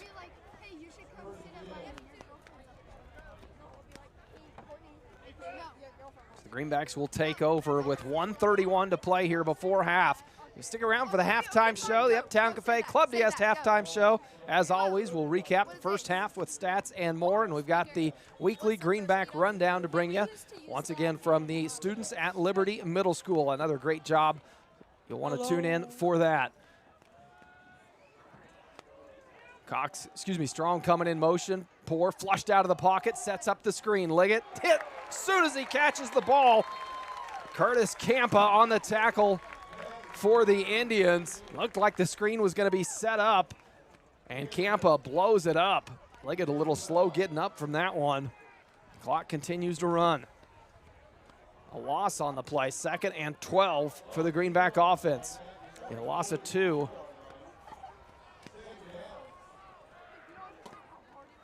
Snap to Poor, they give to Titus. He'll run the counter play, and a nice block here near side to set that up. Boy, leading that block, August Deeds. Deeds, a great block. Freed up Titus, and he's able to get some of those yards back, but still a 3rd and 5 for the Greenbacks. 40 seconds and counting on the clock. Snap away, Liggett taking a deep shot downfield, has Morrell. Double coverage, fights through it, and not able to bring it down. Well covered, and maybe a bit underthrown by Liggett. Just a shade underthrown. Good defense by Clearwater to get their hand up and get it in Morrell's way there. Otherwise, it was he was going to come down with that one. Yeah, that time the Indians wisely double covered Morrell, and Morrell not able to fight through it. Interesting here, 4th down and 5 on our own 45-yard line, Cody. 30 seconds left in the half. Pratt lines up to go for this. Yeah, rather than punt it away, going to try to pick it up or maybe get the Indians to jump and make it a more manageable 4th and 1. Nope, snap to Liggett and batted at the line of scrimmage. So the Greenbacks not able to convert, and the Indians going to have pretty decent field position here to try to do something before the half closes out. 24 seconds to work with, and they'll take it over. You know, I think Coach Holting's thought on that is, to this point, Clearwater has not clicked forward a first down. They've demonstrated they cannot throw the football. So at this point, you know, I think he thought it was probably worth going for that to convert, and Morrell was going to convert it if they didn't bat the ball down. 24 seconds left. I think Pratt High's going to like their chances to hold Clearwater out of the end zone here. So Clearwater takes over at the Greenback 40-yard line. 24 seconds to work with. Man in motion. They give it to him. The reverse play. Now he'll drop back, take a shot down the sideline, set up and through the hands of the Indian receiver is Whitney, taking a shot up the sideline, and that's 6 points if you're the Indians. Wow. Through his hands. It was a little long, but it should have been caught. A perfect throw, and the Greenback defense bit on the fake, and boy, they got away with one there. 18 seconds left in the half. Till half. Boy, that was going to be caught and ran in for 6 points and would have given the Indians some momentum going into halftime. Yep. And the incomplete keeps it at 2nd and 10. Twins here to the near side. Fino in the backfield. Hey. Morrell coming from the backside and nearly intercepted. Gatlin got a hand on it, and a big hit delivered by Arlie Morrell. Morrell making a case for the Meade Lumber hit stick of the night here in the 2nd quarter. Fino never saw him coming from behind.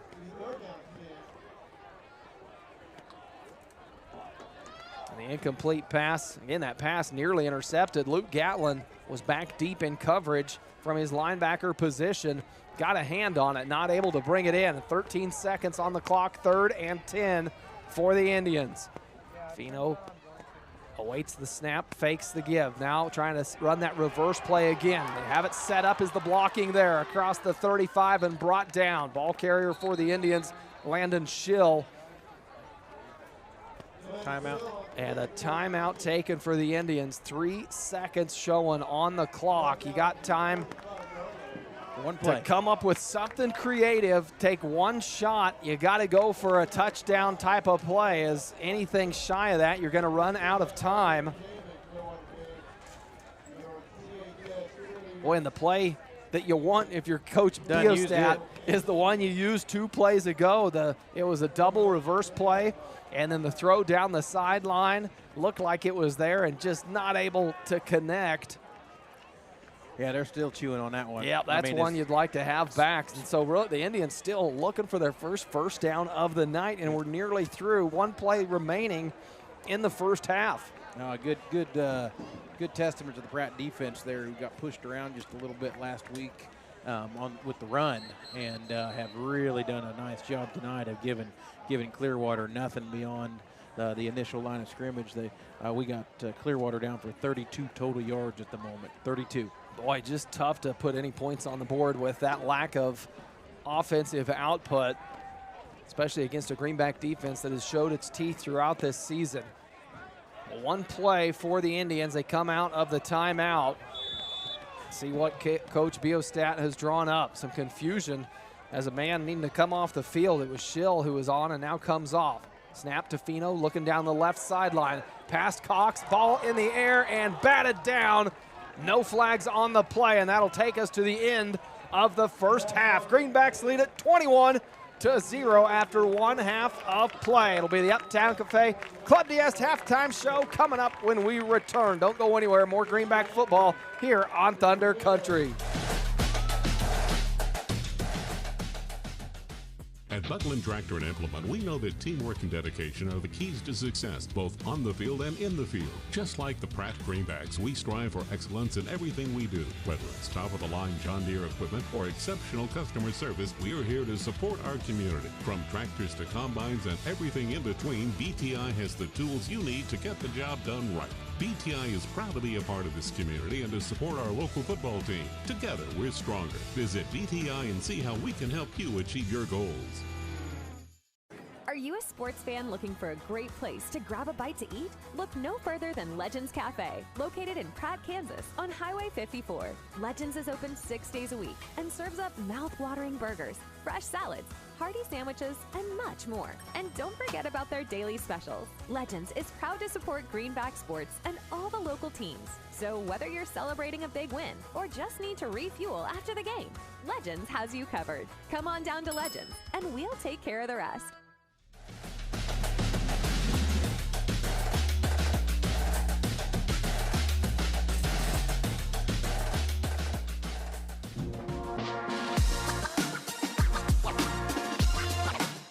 Exceptional dentistry, right in your neighborhood. At Pratt Family Dental, Dr. Carson Hopkins and Dr. Stephen Coons are here to keep your smile healthy and bright. From routine cleanings to advanced care, our team has the expertise and technology to handle all your dental needs with comfort and confidence. Because at Pratt Family Dental, it's not just about teeth, it's about family, trust, and smiles that last a lifetime. Call today to schedule your appointment with Dr. Hopkins or Dr. Coons. Pratt Family Dental, where exceptional care meets friendly faces. This is Jeff. And Jared. At Intergreen Services, proud supporter of the Pratt Greenbacks. Around here we say one call fixes it all. From HVAC, plumbing, septic, electrical, and even water well service. We're your hometown team you can count on, just like the Greenbacks on game day. We're proud to stand behind our athletes, our school, and our community. So when something needs fixing at home, call Intergreen at 620-672-2338 or visit intergreenservices.com. Intergreen Services, neighbors helping neighbors, and always cheering for the Greenbacks.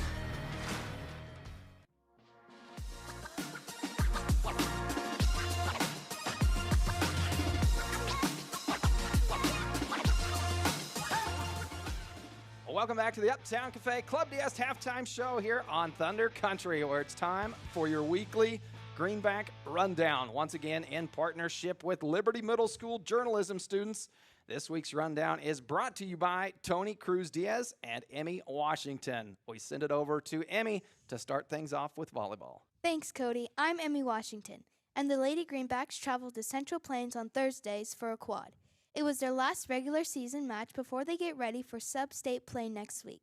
Now over to Tony for information on cross country. Thanks, Emmy. I'm Tony Cruz Diaz, and the Greenback runners were in Sterling last week, where the girls finished 4th as a team and the boys placed 2nd as a team. The CKL meet was Thursday at Halstead, and we will have results for that meet on next week's show. Thanks, Tony. Tennis season for all but one Greenback came to an end last week as they did their regional tournament.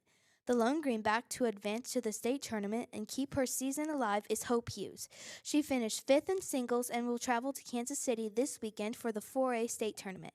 Good luck, Hope. Thanks, Emmy. The Lady Greenback golfers were in Heston on Monday for the regional tournament. They had no golfers qualify for state tournament this year, but had an outstanding season. Good work, ladies. All right, that does it for high school sports. And before we get to the middle school activity, next Friday night, October 24th, Pratt High will be having an all-cancer awareness night to honor all cancer patients who have fought or who are fighting any kind of cancer. Pratt High students will be putting names on ribbons associated with the cancer type on the east fence. You can visit the USD 382 Facebook page for more info on how to honor someone close to you. Now on to middle school sports. Last Thursday, volleyball hit the road to Halstead to take on the Dragons. It was a tough day for the Greenbacks as the 7A, 8A, and AB teams all came up short, going 0-2 in their matches. The 7B team, however, gave fans something to cheer about. Down 14-11 in the third game, they battled back to win it 17-15 in a thrilling finish. On Saturday, the 7th grade hosted their home tournament. They dropped a close one to Haven in 3 sets, bounced back with a win over Larned in 3, and then fell to Halstead in 2. Next up, the 8th grade A team will travel to Hoisington tomorrow for their league tournament. On to football. Football also traveled to Halstead last week, where the 8th grade boys dominated from start to finish, taking home a 34-10 win over the Dragons. The 7th graders played a short 5th quarter and showed their strength as well. Scoring several times while holding Halstead scoreless, the Greenbacks wrapped up their season Tuesday against the Alva Goldbugs. We'll have those scores and highlights on next week's halftime show, and wrapping things up with cross country. It was a busy week for the cross country team with 2 meets on the schedule. They started Tuesday in Dodge City, a large meet packed with tough competition. Greenback finishers included Sydney Freeman in 1st, Elin Forsberg in 5th, Caden Estes in 10th, and Wyatt Schmidberger in 9th. On Thursday, they were back at it in Sterling, where Sydney Freeman placed 2nd, Elin Forsberg 8th, Caden Estes 6th, and Wyatt Schmidberger 7th, helping the 8th grade boys bring home first place as a team. Their final meet was yesterday at Halstead for the CKL League meet, and we'll have those results for you next week. That does it for this week's Weekly Greenback Rundown.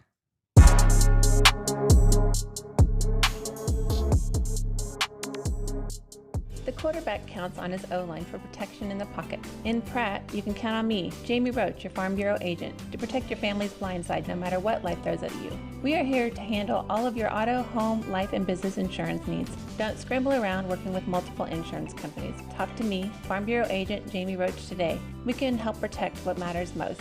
Farm Bureau Life Insurance Company, Farm Bureau Property and Casualty Insurance Company, Western Agricultural Insurance Company. Clear, comfortable vision is one of life's greatest blessings. At Maydew Tebow Optometry, Doctors Troy Maydew, Seth Tebow, and Andrew Piester are committed to helping you maintain healthy eyes and clear vision. Prevention and early intervention are the keys to your eyes, providing that clear and comfortable vision your entire life. Regular comprehensive eye examinations are essential in identifying conditions that can damage your sight. Call us at Maydew Tebow Optometry for an appointment today or visit us at maydewtebow.com.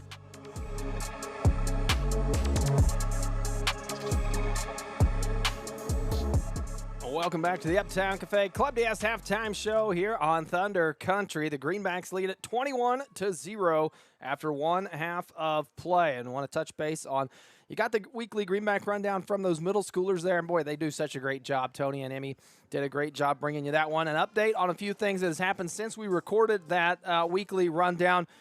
Cross country for the high school. They had their league meet yesterday and a great day. The boys were the CKL champs, and the girls took third at the CKL meet. So they'll have their regionals coming up next week. And state tennis. We mentioned that Hope Hughes was the lone greenback to advance her season to the state tournament, and she started off with a great win today. She was a 19 seed going into that tournament and picked up a big win against the 13 seed earlier today. Ended up falling in her next match, but Hope Hughes off to a great start there at the state tournament, so congratulations and wishing Hope the best. Now on to some more stats from that first half. It was a defensive battle when you look at that first half. I know the Greenbacks put up 21 points. One of those, a defensive score from Gavin Roop on the pick six, but you look at offensive production and not there for both teams, but the Greenbacks on top of that offensive production. Poor 6-8, throwing the ball, only 53 yards. Liggett, 8 carries on the ground. He's got 26. The lone touchdown for the Greenbacks on the ground. 2 of them. Caleb Strong's got 2 carries for 14 yards and a touchdown. Morrell with a carry, 2-yard touchdown, but Poor getting some pressure in the backfield. His stats show negative 19 yards, but that's because this Indian defense has been putting some pressure on him up front when he's dropped back trying to create something in the air. Well, they've made him pay for it, and the Greenbacks have faced some down and distances that we really haven't seen him face a lot this season. We mentioned the 6 completions from Poor, and Arlie Morrell and Cade Liggett have hauled those in. Morrell 5 catches for 55 yards, and Cade Liggett 1 reception.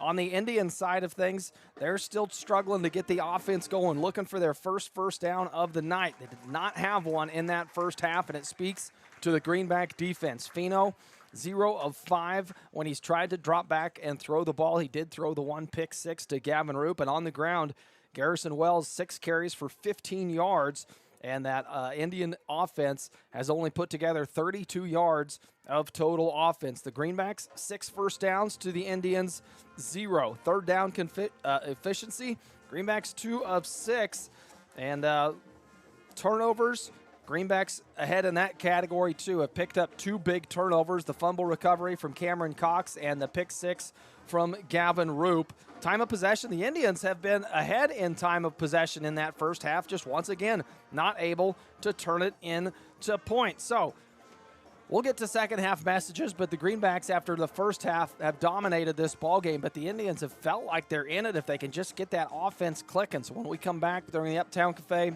Club DS halftime show, we'll give you our keys to the second half and more. Don't go anywhere. You're listening to Greenback football here on Thunder Country.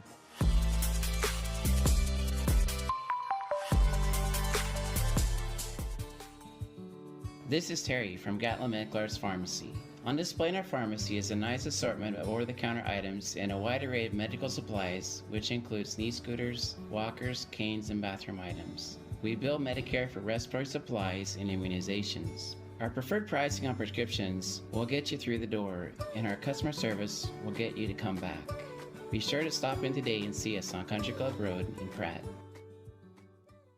Uh-oh, that's a sound no one wants to hear. Pratt Glass has been helping homes and business owners with everything glass for over 80 years. Whether your business suffered a break-in over the weekend or you're needing to replace old leaky windows, and they also offer automotive glass repairs, automotive details, screens, dragging door adjustments, residential window replacement, storefronts, and 24-hour commercial residency service. Pratt Glass, 210 South Jackson in Pratt, 620-672-6463, or see prattglass.com.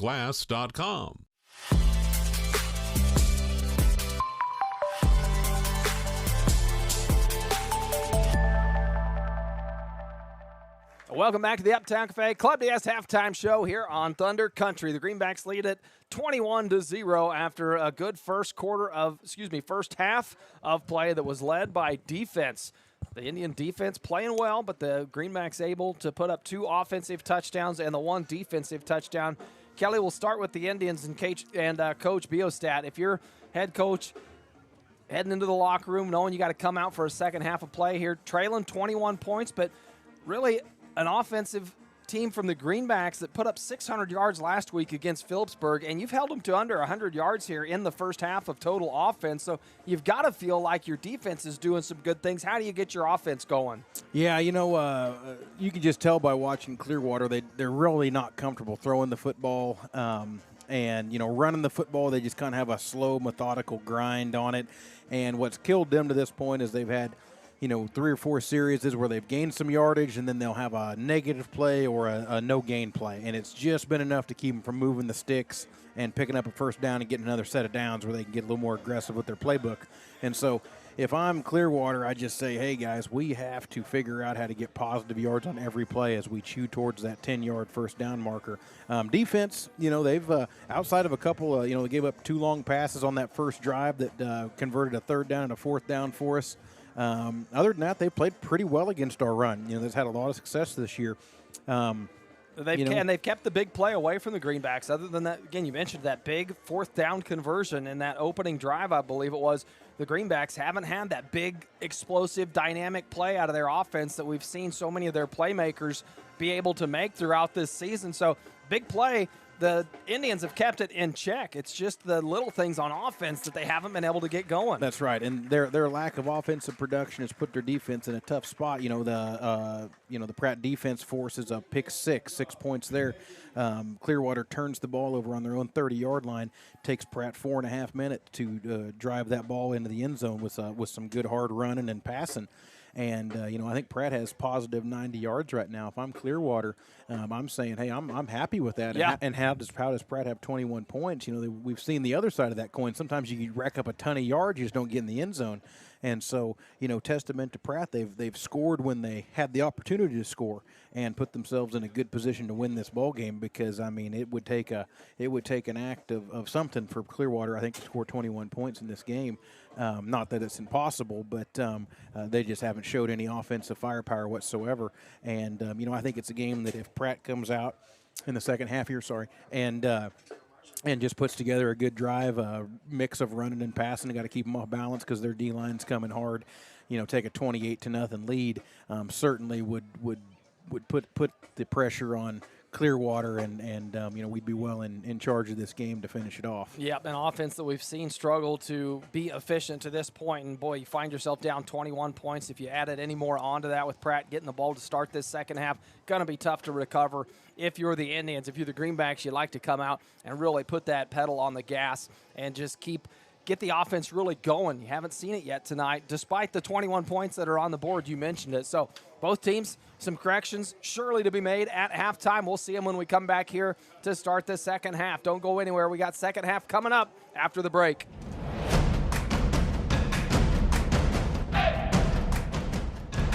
Are you interested in building a new home or remodeling your current one? If so, give J.A. Knight & Sons a call today. This is Chase Golly with J.A. Knight & Sons, and we are the area's premier general contractor and have been serving the Pratt and surrounding area for over 50 years with superior quality and attention to detail. We specialize in high-end residential and commercial construction and have now expanded our services to include pre-engineered metal buildings. J.A. Knight & Sons is a proud supporter of Greenback Athletics and would like to help turn your next dream into reality.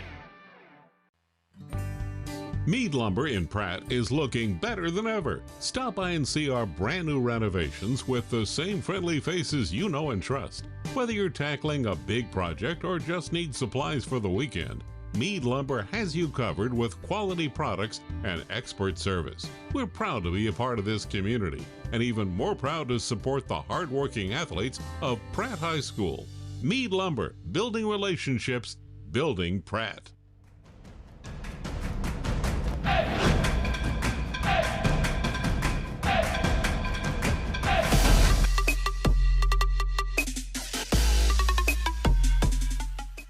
Are you a sports fan looking for a great place to grab a bite to eat? Look no further than Legends Cafe, located in Pratt, Kansas, on Highway 54. Legends is open 6 days a week and serves up mouth-watering burgers, fresh salads, hearty sandwiches, and much more. And don't forget about their daily specials. Legends is proud to support Greenback sports and all the local teams. So whether you're celebrating a big win or just need to refuel after the game, Legends has you covered. Come on down to Legends, and we'll take care of the rest. At Timish Electric, we light up your world with reliable and efficient electrical services. Our team of skilled and certified electricians is dedicated to providing top-notch service for all your electrical needs. From residential, commercial, or industrial needs, we ensure your electrical systems are safe, reliable, and up to code. Contact us today at 620-672-9334 to schedule a consultation. Timish Electric, proudly serving Pratt and the surrounding areas electrical needs for over 25 years. Welcome back as we wrap up the Uptown Cafe Club DS halftime show here on Thunder Country. Checking some scores across the state. Seen a few come in. Collegiate on top of Cheney at half, 24-21. That one has big district implications here for District 7 and us and Clearwater. And the rest of that league, Scott City and Goodland tied at 14 at half. The big matchup of the night that everybody's been watching all week is that Hayes and Great Bend matchup. And the score I saw on it, 7-0, I believe, at halftime. Hayes on top. Great Bend on top. Great Bend on top of that one, 7-0. So some good scores across the state. That's round one. You'll likely see those two teams play again in the playoffs, I'll bet you. Yep, and we'll talk about kind of how things shake up. But that Collegiate-Cheney game has big implications for this Pratt game, as if Cheney were to lose that ball game, that's who Pratt faces next week. That'll be a home game for the Greenbacks, and that'll be a fun one. That'll be one you don't want to miss. Is likely the 1 seed for our district will be the winner of that ball game. So a lot on the line in that ball game. And if you saw the news this week too, as we're talking about district play, new districts, new schedules have come out for the next the 26-27 season. So for the next 2 years, football always doing the 2-year cycle. New districts, new alignments, new classifications for some schools, and the Greenbacks will be in a new district next year.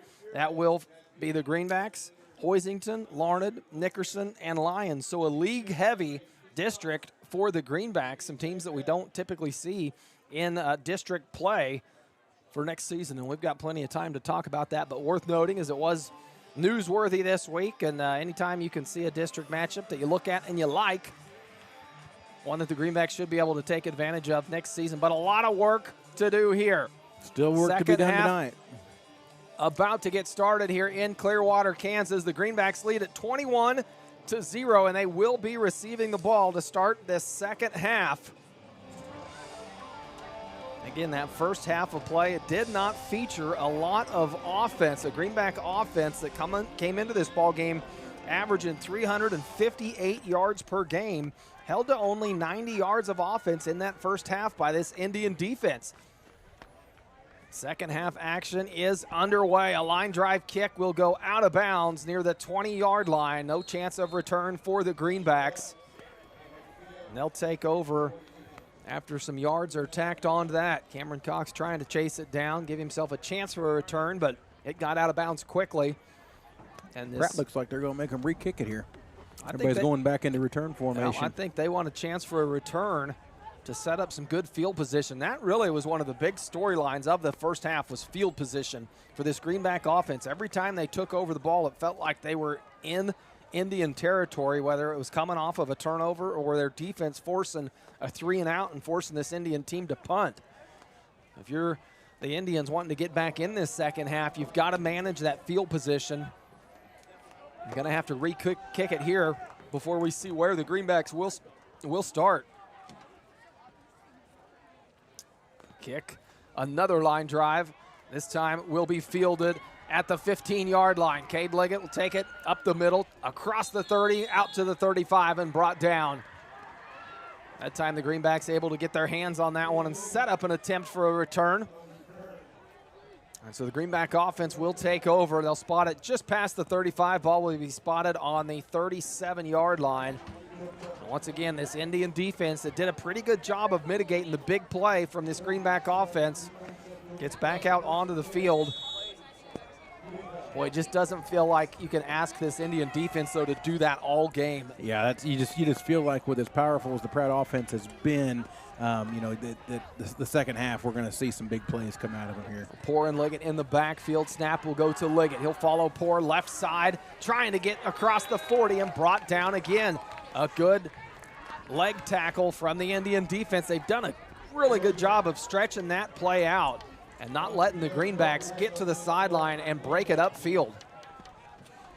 Still a nice gain of 3 there. We've just been a little spoiled the last 2 or 3 weeks, ripping off big yardages, and again, just good hard blocking by our line there. But the Indian defense has just played a spirited first half. And a 2nd and 6 for the Greenbacks after that pickup from Liggett. Snap again to Liggett. This time hands it off to Titus in front of him on that crossing pattern. Titus will pick up 2. But a 3rd down is what the Greenbacks will face here. 3rd and a long 4, call it 5. Ball spotted at the Greenbacks' own 43-yard line. The Greenbacks going left to right on your radio dial. Once again, this game also being broadcasted on Eastus Media YouTube channel. You can watch the full game in its entirety and the broadcast to go with it. So a big 3rd and 5 here for the Greenbacks. 10:43 to play here in the 3rd quarter. And trying to get the Pratt moves. Boy, trying to get the defense to jump, and it looked like movement on the far side by the Greenbacks. Trying to pick up an easy 5 yards, and it ends up costing the Greenbacks 5. I think Clearwater did jump, but we jumped first. Yep, and now that changes the play calling here if you're Coach Holting. Looking at a 3rd and 5 that you hope to maybe be a 3rd and inches after a penalty that you could get, and now a 3rd and 10 for this Greenback offense.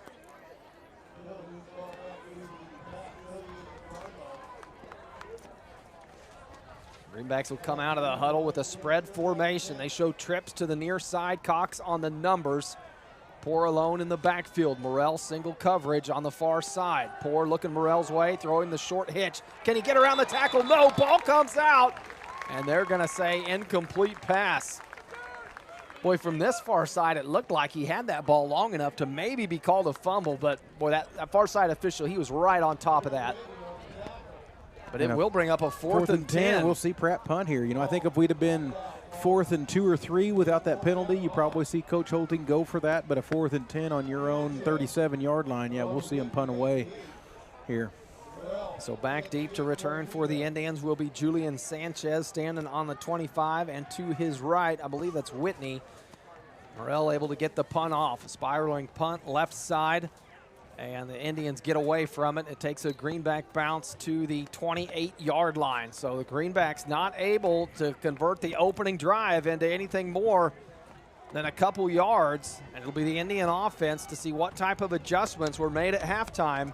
See if they can get something clicking here in this 2nd half. Still looking for a 1st down. Yeah. Boy, that's tough. Again, Oof. 21 points. Oof. You've got to overcome that, and it feels like the first victory you need is, like you said, Kelly, you've got to be able to move the chains to put points on the board. More of a spread formation this time coming out for the Indians. Now they'll clear the backfield, send a man in motion. Fino fakes the pass, going to keep it on the ground, nowhere to go. He'll be tackled for a loss. As Arlie Morrell in there on the tackle alongside Madden Wilson and Luke Gatlin. So the offensive struggles continue for the Indians. 9:33 left in the 3rd quarter. Pratt still leading 21-0. And they're going to say he got back to the line of scrimmage. Looked like a tackle in the backfield for a loss, but brings up 2nd and 10. Now the pistol formation for the Indians. Snap to Fino, the pitch out wide. Goes right side and a gain of 2. Catch the ball carry there. Looked like number 5, his first carry of the night, Bear Bailey.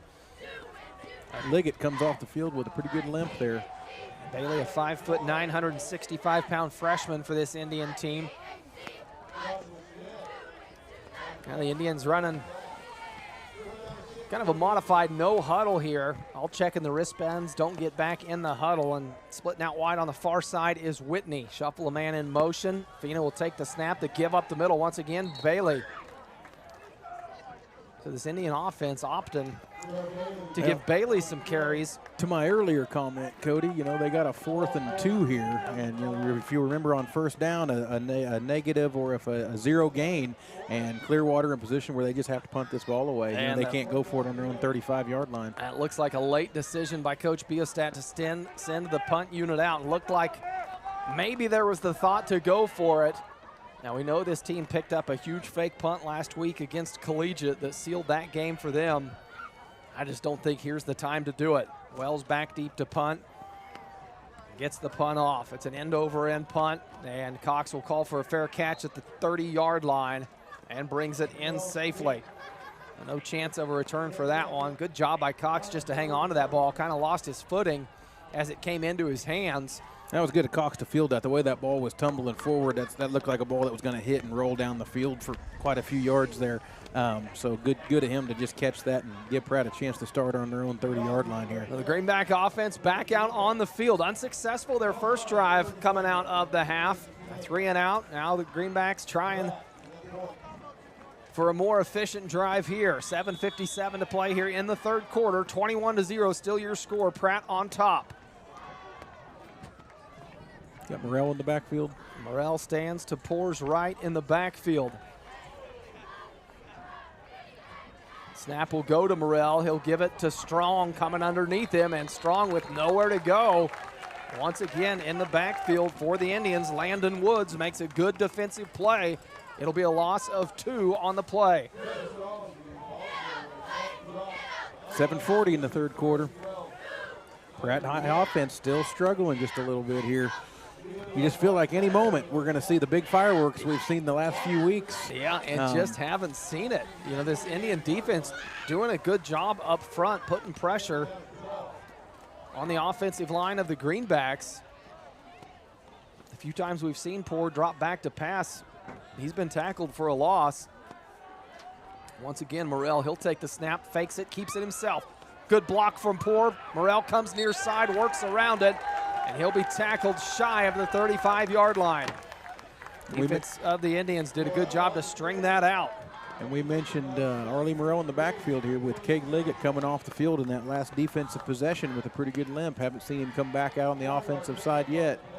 Morrell doesn't carry the ball a lot for this Greenback team. Comes into this ball game with 16 carries, 74 yards on the season. More used as a tough down and distance back as he's got 4 touchdowns on those 16 carries, and we saw it earlier in the first half. Picked up another 2-yard touchdown when they needed a tough 2. Big third down here for the Greenbacks. Snap goes to Morrell. He'll go left side, gets into the secondary, lowers his shoulder across the 50. And that play from the very get-go was just blocked much better. There was a lot of room to run right out of the backfield, and Morrell ran downhill well with it. A good job by Pratt.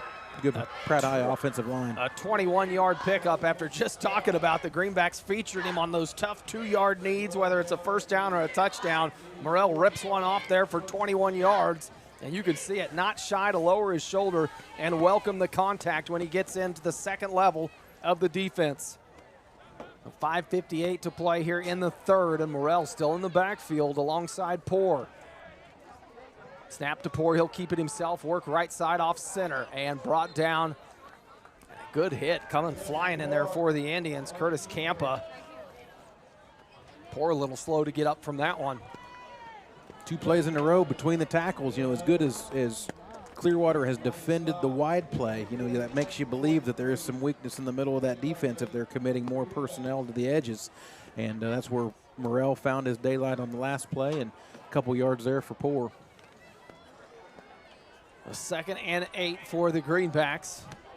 Poor and Morrell in the backfield.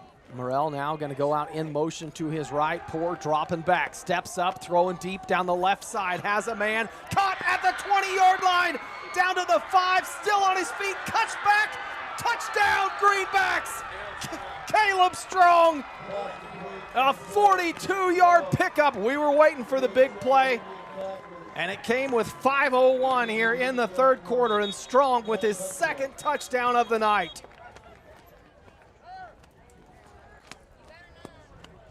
Some whistles blowing things dead, but no flags on the field. That play should stand, and it takes it to 27-0.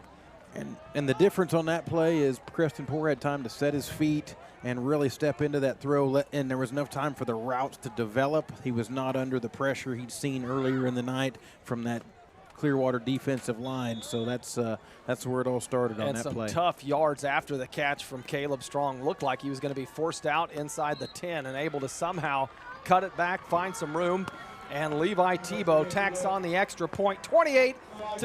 Greenbacks on top after a 5-play, 69-yard drive. That puts the Greenbacks on top. We'll be back with more Greenback football here on Thunder Country. For your fine dining experience, be sure to stop at Club D'Est in downtown Pratt. Western Kansas's premier steakhouse for over 50 years. They'll serve you the best with their friendly, attentive staff and home-cooked meal you desire. Also offering a full range of entertainment with live music and karaoke weekend nights. So come for food and stay for fun at Club D'Est in downtown Pratt. Open 7 nights a week. This is Chris with Car Auction Real Estate. We've been proudly moving assets since 1965, with locations in Pratt and Larned servicing the surrounding counties. Jamie here with Car Auction and Real Estate. While our marketing strategies clearly stand out, we stand strong on our principles of integrity, transparency, and reputation in our industry. Whether it be buying, selling, auction, or appraisal needs, look us up online at carauction.com. Good luck and go Greenbacks.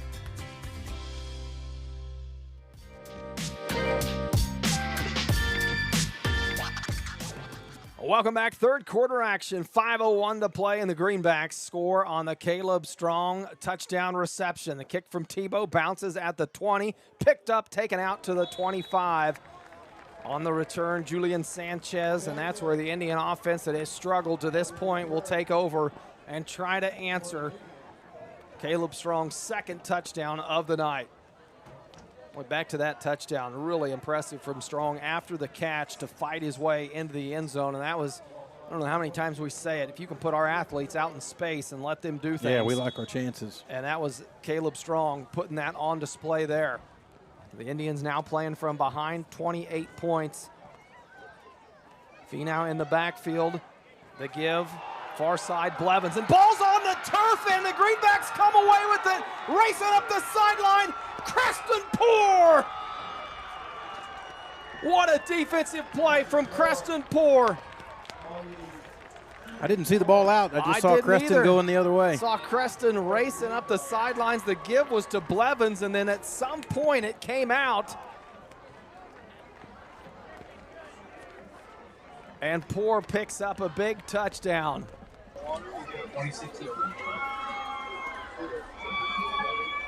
4:48 to play after the 26-yard fumble recovery from Poor makes it a 34-0 ball game, and with that extra point, Levi Tebow just put a running clock into play. 35-0 your score. We'll be back in 60 seconds.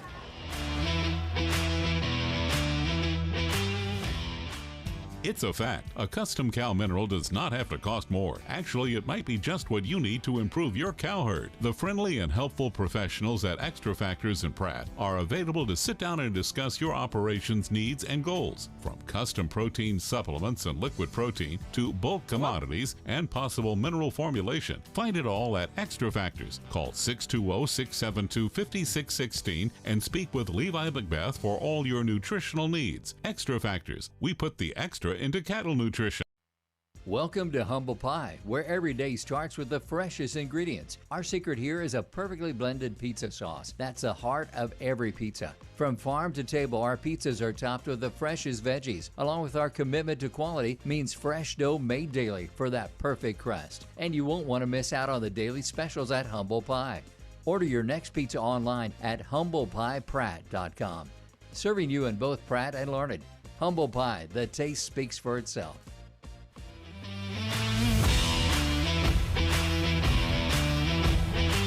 Welcome back to Clearwater, Kansas. 35-0 your score after Creston Poor, the defensive touchdown on the scoop and score after the fumble.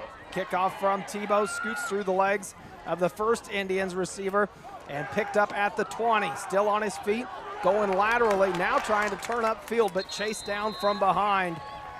Didn't pick up many yards. And a Greenback down on the field. Looked like the initial man trying to make that tackle, Cameron Cox, down on the far side. So staff will come out and take a look at him. Didn't see what happened there. 4:40 to play, and the Greenbacks lead it 35-0. Not a lot of big plays in that first half, and the Greenbacks this second half have come out with a big Poor to Strong strike for the touchdown, and then Poor follows it up with a defensive touchdown, the second defensive touchdown of the night for the Greenbacks. So Greenbacks really coming out of halftime firing on all cylinders here, and this Indian offense has still yet to pick up a first down. It's just tough to overcome that. And then you have the offensive mistakes that turn into points from the Greenback defense. It really just takes the wind out of your sails. When 21-0 coming out of halftime, still manageable. You still think, all right, we come out, get a stop, maybe put points on the board, and then it's a 2-score ball game. But when the Greenbacks score as quickly as they did and how they've done it, boy, tough to overcome if you're this Indian team. Yeah, and at this point, you know, as well as Clearwater's defense has played in a lot of the game here, you know, their lack of offensive production is just putting them in a spot where they just can't succeed. I mean, they still don't have a first down. They still don't have a first down. And 4:40 left in the third quarter. This is a team that came into this ballgame averaging 273 yards of total offense on the season, and this Greenback defense has really done a good job keeping them in check. Only 40 yards of total offense to this point. And a carry on the ground will pick up 6. Cox able to come off after that injury. A good sign there. Indians trying to put together a drive. Back to that no-huddle type of offense. It'll be Fino in the backfield for the snap. And in the power back, Dalton Wolf set up behind him. Snap to Fino, the give to Wolf, trying to lower his shoulders, runs right into Morrell, and Morrell wraps him up and drags him back. Stood up, the whistles will blow. No gain for Wolf on that carry. 3rd and 2, 3rd and long 1, 3:56 left in the third quarter. If you're this Greenback defense too, I think you know that there has not been a first down picked up by the Indians, and it's almost like trying to preserve a shutout. That's something you can hang your hat on. If you're able to keep a team from achieving a first down. So this is a big 3rd and 2 for this Greenback defense. 3:38 to play here in the third, and trying to get the Greenbacks to jump. They move a little bit, but no whistle. Play goes on. Fino trying the hard count now, gets it, the give to Wells up the middle, and this one's going to be close. I think he's got the first down. He does. Brought down just across the 35-yard line. And the Indians pick up their first down of the night here with 3:20 to play in the third quarter.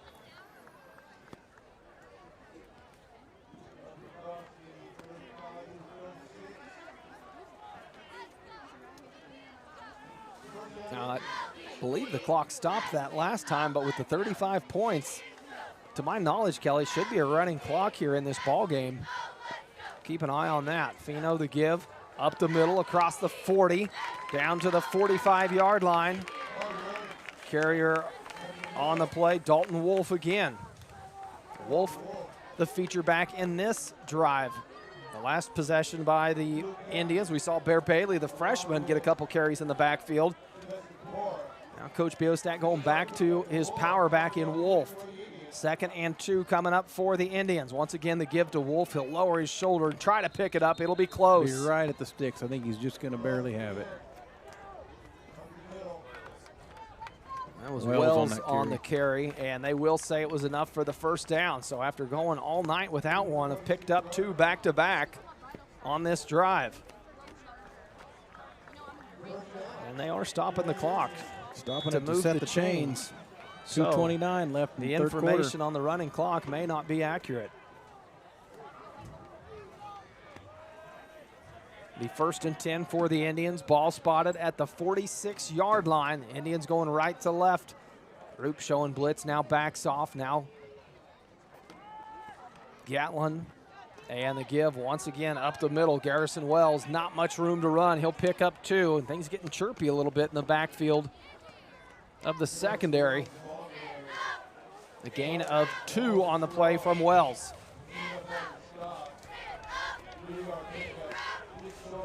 Been a pretty fast ball game. We noted that after the first half. Felt like that first half time really flew by.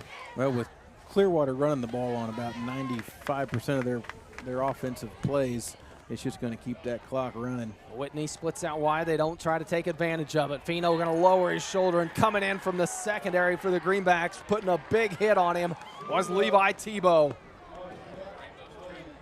And Leon Ramos coming from the other side. Ramos has had a good season on the defense for the Greenbacks.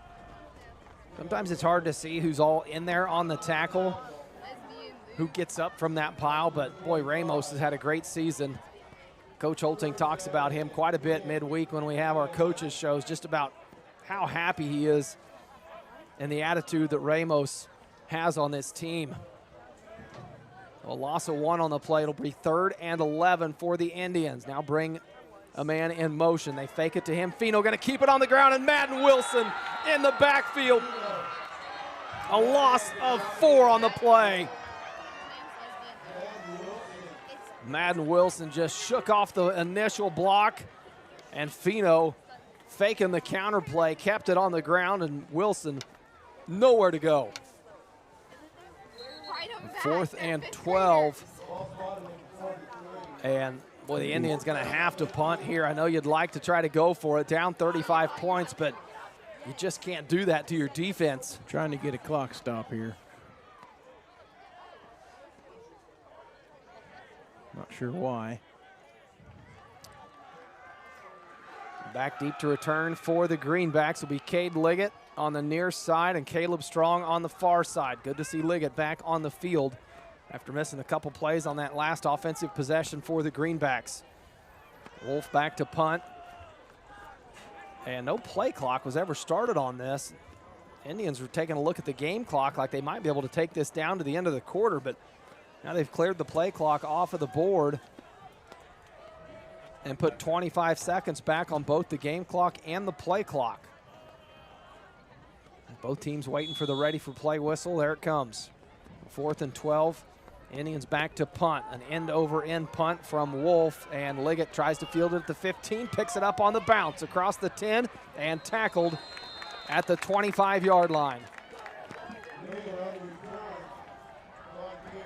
Not a big return from Liggett, and the Greenbacks with 15 seconds left should be able to run one offensive play. It won't start until they snap it. And that'll close this out of this 3rd quarter. They lead at 35-0. It's really come everywhere for the Greenbacks. You've had some defensive touchdowns. You've had offense on some just ground and pound drives. You've had some big play drives. But the big story of the game, 2 defensive touchdowns for the Pratt High defense. Huge difference in the game. Officials working to get this ball spotted properly. They'll put it midfield right on the 24-yard line and give the Greenbacks the signal. Oh, boy. And now another whistle. Timeout going to be taken by Coach Holting. Well, the flow of this game has kind of came to a bit of a standstill due to some whistles and some changes of possessions, but 15 seconds to play before the 3rd quarter comes to an end. We'll keep it here. Timeout from Coach Brent Holting. Greenbacks lead at 35-0. Their offense back on the field. The punt from the Indians puts the Greenbacks back on the 24-yard line. That's where they'll take over. Check through some scores here that were coming in across the state.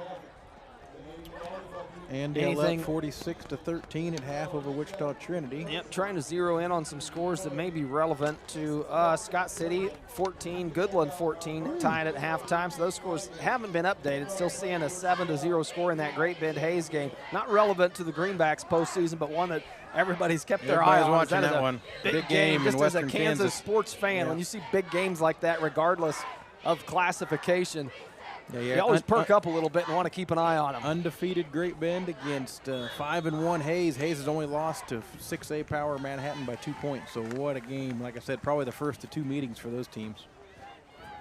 Both teams back on the field coming out of the timeout. It'll be the Greenbacks. They send Titus in motion far side. Now he'll curl up the sideline, the snap to Liggett. Trying to push his blockers forward and nowhere to go. Brought down for a gain of only 1.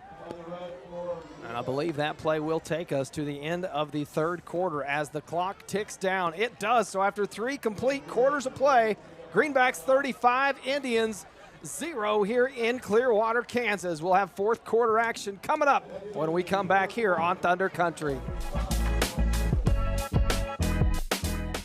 Escape into your ultimate outdoor getaway with the help of Uni Landscapes, your local full-service landscape design and construction company specializing in landscapes, hardscapes, patios, sprinkler systems, water features, and snow removal services. They create your dream space by incorporating design elements unique to you and your family. Uni Landscapes serves Pratt and the surrounding area and is open Monday through Friday. Call 620-672-3301 to transform your outdoor space today.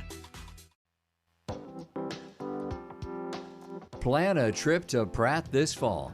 From small town charm and unique shops to local dining and museums, there's something in Pratt for everyone. Spend an autumn afternoon in our beautiful parks and along our walking trails. Stay up to date on events and activities by following Visit Pratt on Facebook. That's Visit Pratt on Facebook. We hope to see you in Pratt.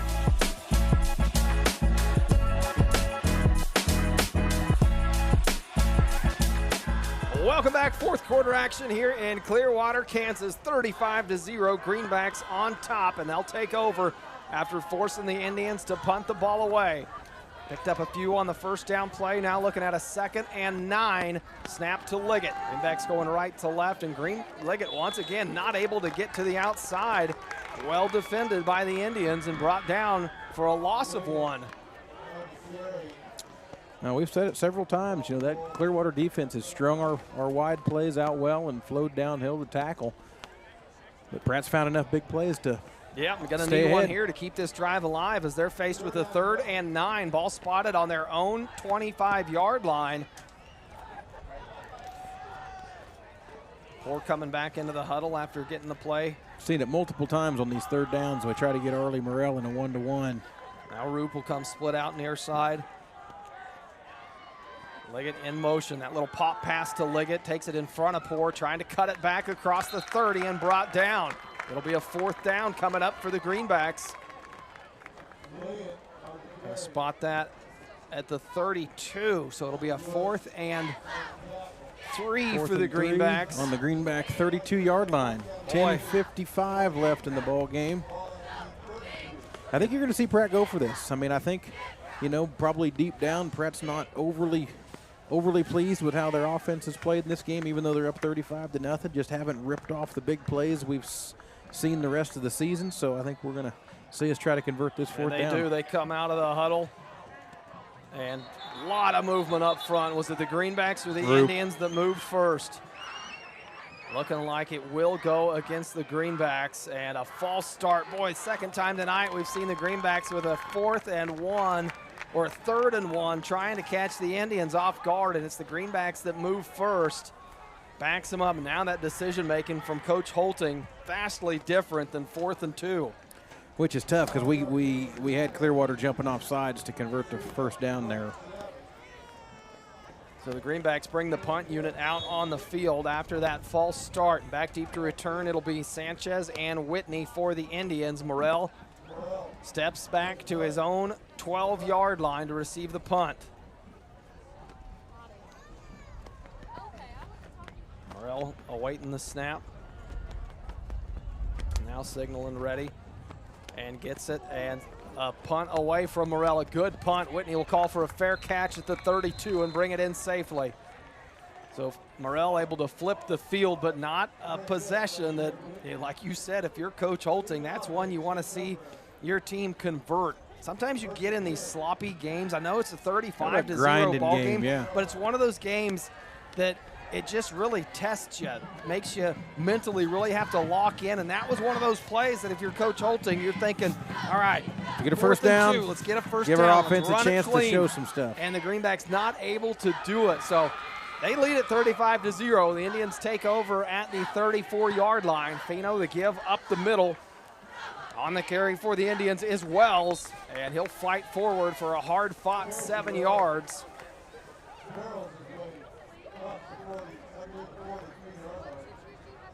9:43 left in the ball game. Pratt leading 35-0.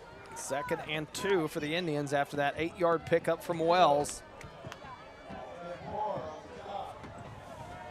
Now Wells will come split out on the numbers. Twin formation to the near side.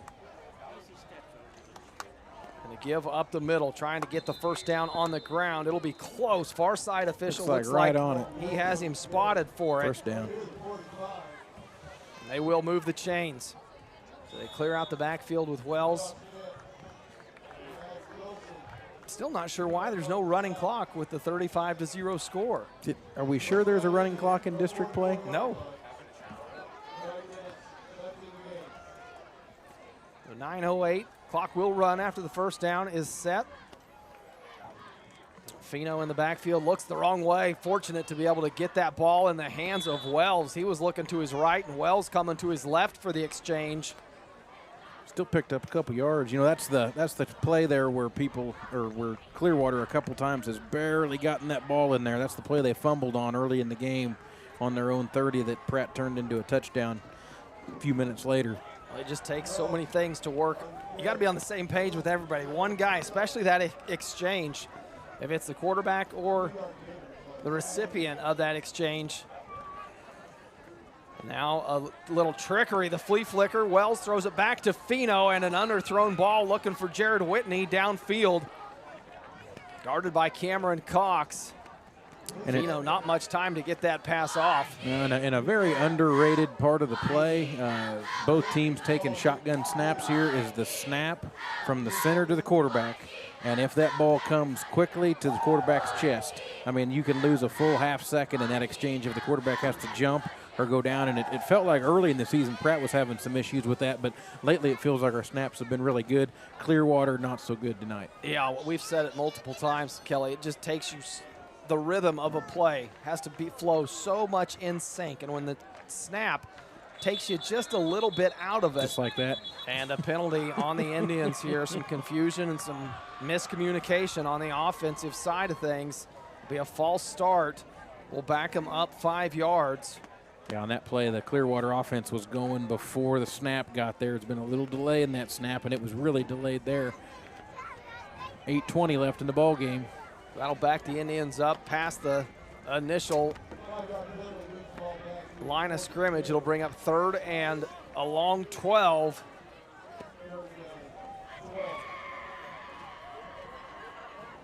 This Indian offense ran this no-huddle type of offense this second half where they've all the skill players got wristbands.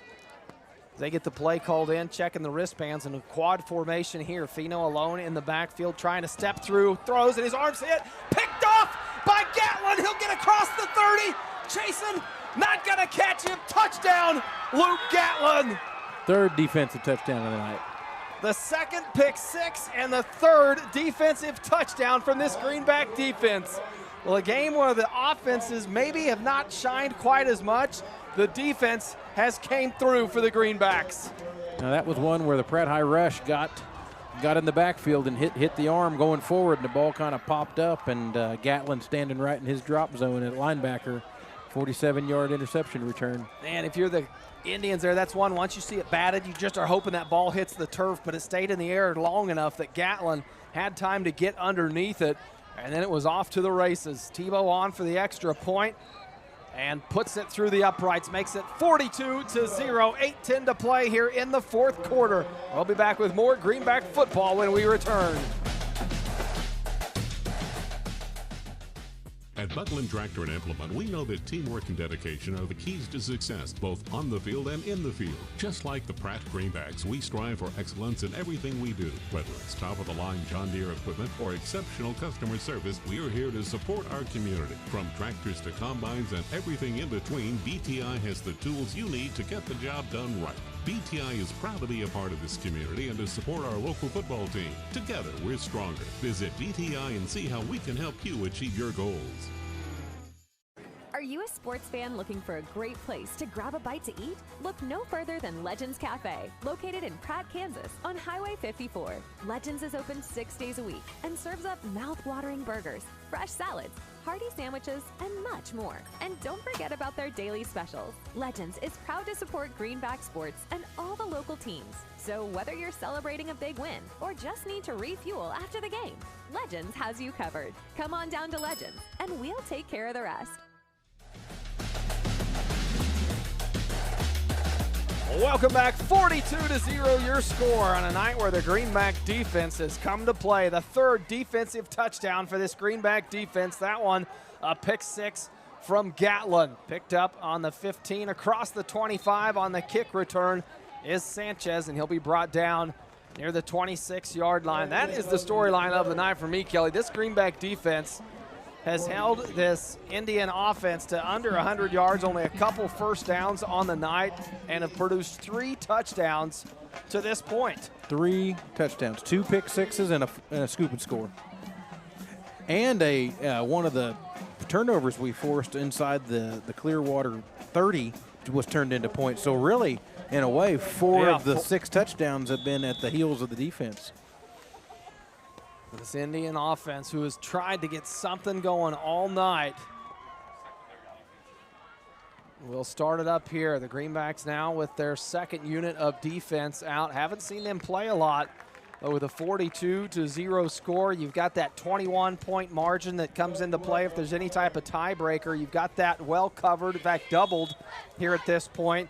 So some of these younger kids now who wrapped up their junior varsity season, I don't know, they might still have some games left on the JV side of things. How'd the JV do this year? Getting some, had a good season. Max Timish been quarterback in that JV unit. He's had a great season, throws the ball really well. See if he gets some play tonight. Near side, the Indians come dragged out of bounds near the 50-yard line. Tackle made by the Greenbacks. Yasir Gonzalez on the tackle.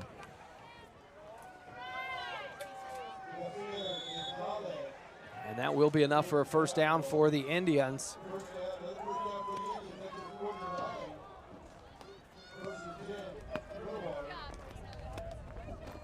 Be a first down just shy of the 50. They've got it spotted at the Indian 49-yard line here on the near hash. 7-12 left in the ball game. One man split out wide for the Indians. Fino, the snap, the give up the middle, and a hard run. On the carry for the Indians, Noah Mannheim. Haven't seen him with a carry yet tonight, and that was a good hard run by the sophomore.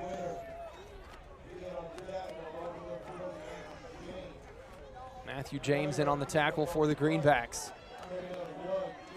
Bring up a 2nd and 1 for the Indians. The second unit of this Greenback defense trying to preserve this shutout that the Greenbacks have held through 3.5 quarters of play. They give up the middle to Wells. They'll pick up the first down and about 5 more to go with it. Yasir Gonzalez with another stop. Update on that Cheney score coming in 28-27. Cheney on top with 2 minutes left in the third quarter. So that continues to be a close game. That's shocking. In Cheney, Kansas. Everybody thought Cheney was going to run away with that one. 1st and 10 here for the Indians. Snap to Fino, the give once again to Mannheim. Runs hard across the 30 and another gain of 7.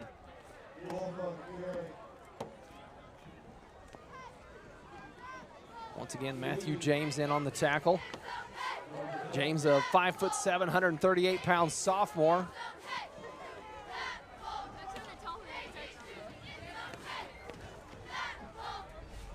We try to catch some names and numbers of this secondary unit out there. In the secondary, Logan Schinkel-Hamilton along with Matthew James in the free safety position.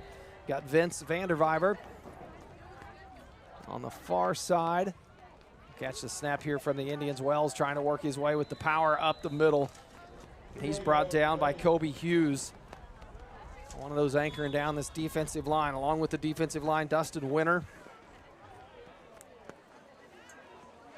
Max Tebow in there. In the secondary, Christian Chicon.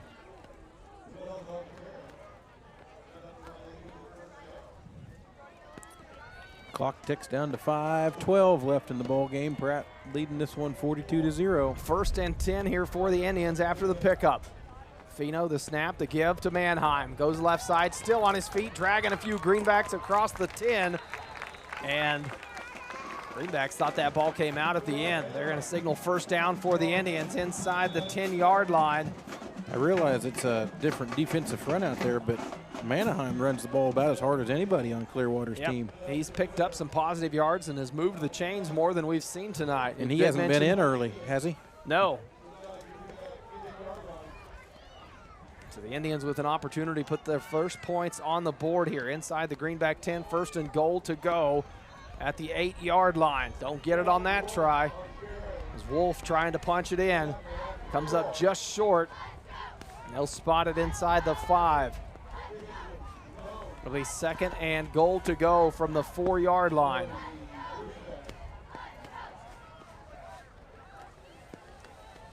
Greenback defense trying to hold. The give to Wolf and into the end zone for the first time tonight are the Indians with 4:13 to play here in the 4th quarter. It's a 4-yard carry from Dalton Wolf. Makes it a 42-6 ball game.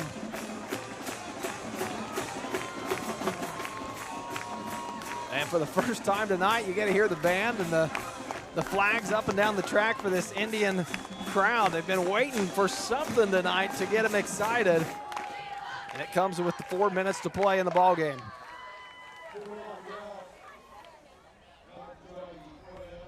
The point after attempt. Snap and hold good. A low kick, but looks like it went through. It did. So 42-7 your score, 4:13 to play after the Indians. Dalton Wolf punches it in from 4 yards out. We'll be back with more Greenback football here in 60 seconds. Exceptional dentistry, right in your neighborhood. At Pratt Family Dental, Dr. Carson Hopkins and Dr. Stephen Coons are here to keep your smile healthy and bright. From routine cleanings to advanced care, our team has the expertise and technology to handle all your dental needs with comfort and confidence.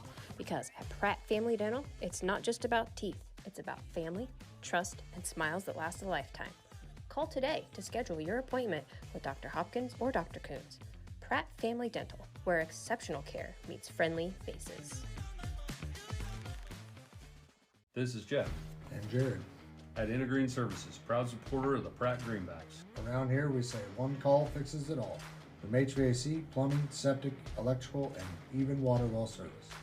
We're your hometown team you can count on, just like the Greenbacks on game day. We're proud to stand behind our athletes, our school, and our community. So when something needs fixing at home, call Inter-Green at 620-672-2338 or visit intergreenservices.com. Inter-Green Services, neighbors helping neighbors, and always cheering for the Greenbacks.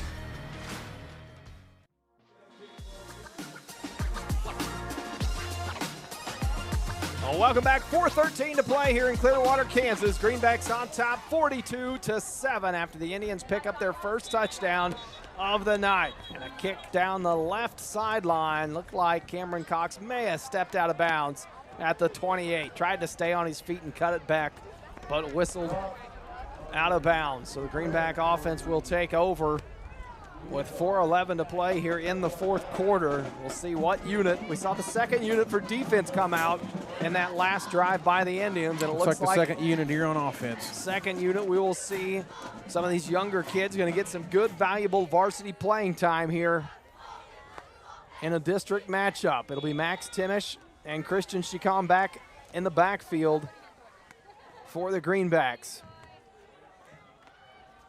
The give to Chicon, he hands it in front of him on that counter play. The give to Matthew James, he's tackled for a loss of 2.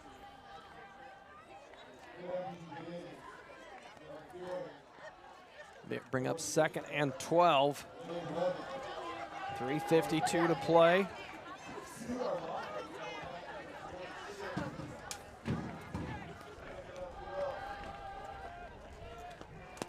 Player coming in late for the Greenbacks.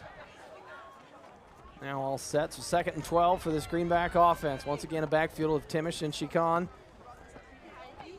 Snap to Chicon, he'll go right side, follow Timish, trying to pick up a block and tackled by the shoestrings in the backfield. A loss of 2 more on the play. Will bring up 3rd and, they're gonna say got back to the line, I believe. Maybe 3rd and 12 for the Greenbacks. Clock continues to run, 3:10 and counting, but the Greenbacks lead this ball game 42-7.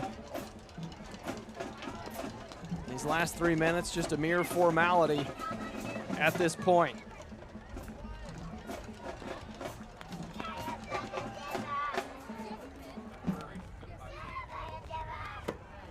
That's something that this second unit not used to playing with, is a play clock that you can see. They don't typically run those in the junior varsity games. Not aware of it, and a delay of game.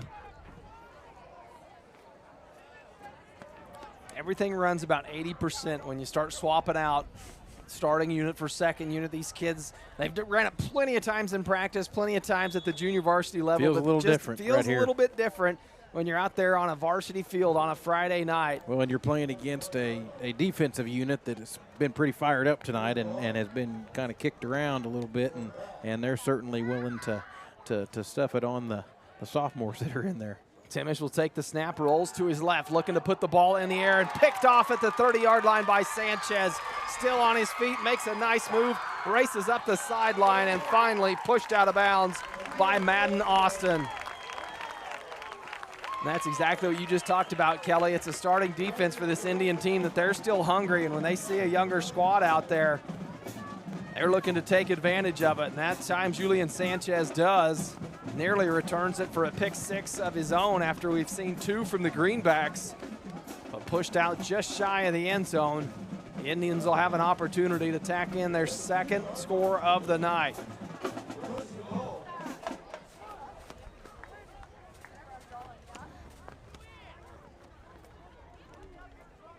.225 left in the ball game. Now the Indian offense looks like they've got a little bit of confusion as to the personnel they want out on the field. And now they get set. It will be Garrison Wells in the backfield behind Fino. Snap to Fino, the give to Wells, and in there for a 2-yard touchdown. 2:21 to play, and the Indians pick up their second score of the night, make it a 42-13 ball game. Extra point ensuing.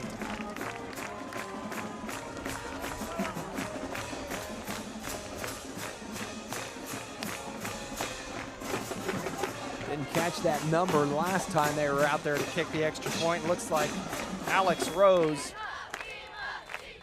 49. I thought that was 19. 49 would be Femore Canup. On for the extra point. And as I was checking that roster, did we get a timeout on the field? And we do get a timeout on the field. So before the extra point is able to be they're waving executed, a timeout on the field. 2:21 to play. We'll wait to take our break until after the extra point, but the Indian offense set up from the pick six by Sanchez, nearly able to return it. Excuse me, it wasn't a pick six.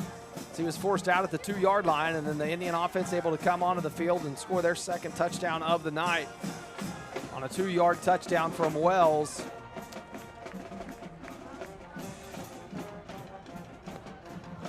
Got a score update here. Cheney leading Collegiate 34-27 with 10 minutes left in the game. That's kind of shocking. Yeah, back and forth game there. Cheney would run away with that one. A year that looks like Collegiate maybe down a little bit from what you've seen in the past. And Cheney has had a good year up until this point, but that's a big rivalry game between those two schools. Not much distance to travel between those two. It really is, and Cheney's the more of a, I think, spread apart passing team, which would play into Collegiate's strength as a pass defender rather than a team that's just going to line up and run it right at you like Pratt's been doing. 2:21 to play here in the fourth quarter. Both teams now coming out from the timeout, and we'll see if the extra point is what the Indians elect to go with after that timeout. I think you're going to see them. And I'm not sure what's happening here as all the players lock arms in arm coming off the field. And I believe the seniors have been subbed in, and they're going to come out with all their arms interlocked here. One final standing ovation from this home crowd. A neat moment there as they were able to all get substituted in before that extra point and a chance to come off of the field for one last time on this home field for them.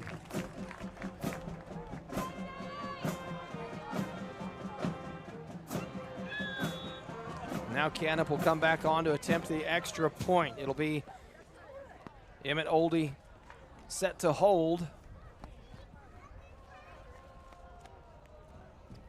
Snap and hold good. The extra point from Canup wide No good. left. No good, so the score will remain 42-13. 2:21 to play here in Clearwater, Kansas. And the Greenbacks on top. We'll be back with more Greenback football coming up here on Thunder Country. At Buckland Tractor and Implement, we know that teamwork and dedication are the keys to success, both on the field and in the field. Just like the Pratt Greenbacks, we strive for excellence in everything we do. Whether it's top-of-the-line John Deere equipment or exceptional customer service, we are here to support our community. From tractors to combines and everything in between, BTI has the tools you need to get the job done right. BTI is proud to be a part of this community and to support our local football team. Together, we're stronger. Visit BTI and see how we can help you achieve your goals. Are you a sports fan looking for a great place to grab a bite to eat? Look no further than Legends Cafe, located in Pratt, Kansas, on Highway 54. Legends is open 6 days a week and serves up mouth-watering burgers, fresh salads, hearty sandwiches, and much more. And don't forget about their daily specials. Legends is proud to support Greenback sports and all the local teams. So whether you're celebrating a big win or just need to refuel after the game, Legends has you covered. Come on down to Legends, and we'll take care of the rest.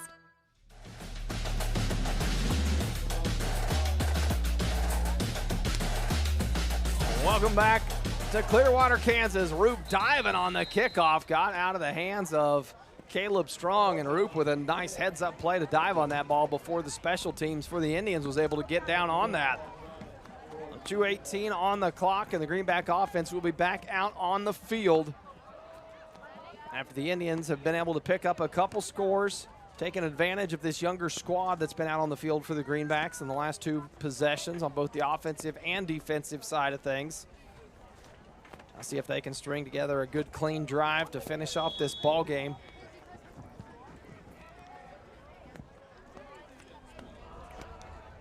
Timish taking a look back at the play clock and the game clock. Him and Chicon in the backfield.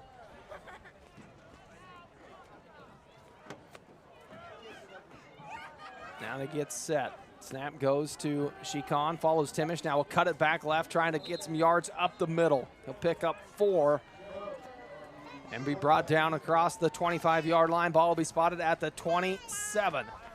Bring up a 2nd and 6. Clock ticks under 2 minutes.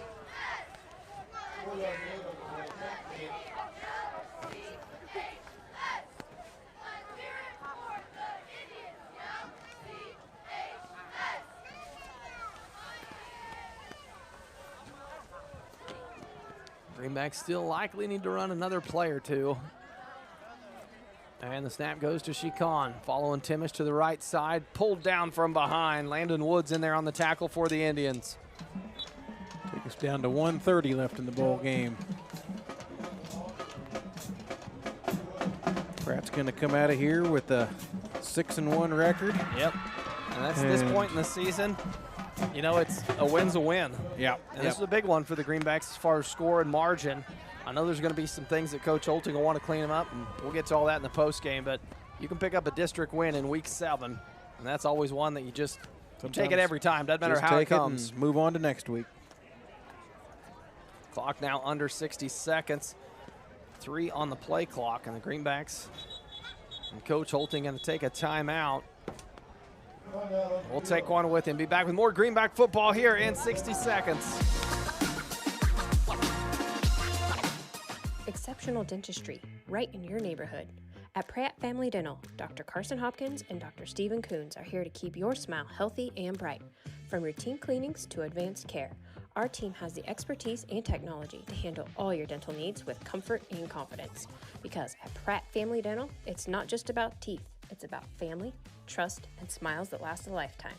Call today to schedule your appointment with Dr. Hopkins or Dr. Coons. Pratt Family Dental, where exceptional care meets friendly faces. This is Jeff. And Jared. At Intergreen Services, proud supporter of the Pratt Greenbacks. Around here we say one call fixes it all. From HVAC, plumbing, septic, electrical, and even water well service. We're your hometown team you can count on, just like the Greenbacks on game day. We're proud to stand behind our athletes, our school, and our community. So when something needs fixing at home, call Intergreen at 620-672-2338 or visit innergreenservices.com. Innergreen Services, neighbors helping neighbors and always cheering for the Greenbacks. Welcome back, fourth quarter action. 51 seconds on the clock here in Clearwater, Kansas, and the Greenbacks lead it 42-13. A little bit of trouble pre-snap there for the Greenbacks. A penalty coming before the snap was able to get off, and it'll back them up 5 yards and turn a 3rd and 4, 3rd and 5 into a 3rd and 10 here.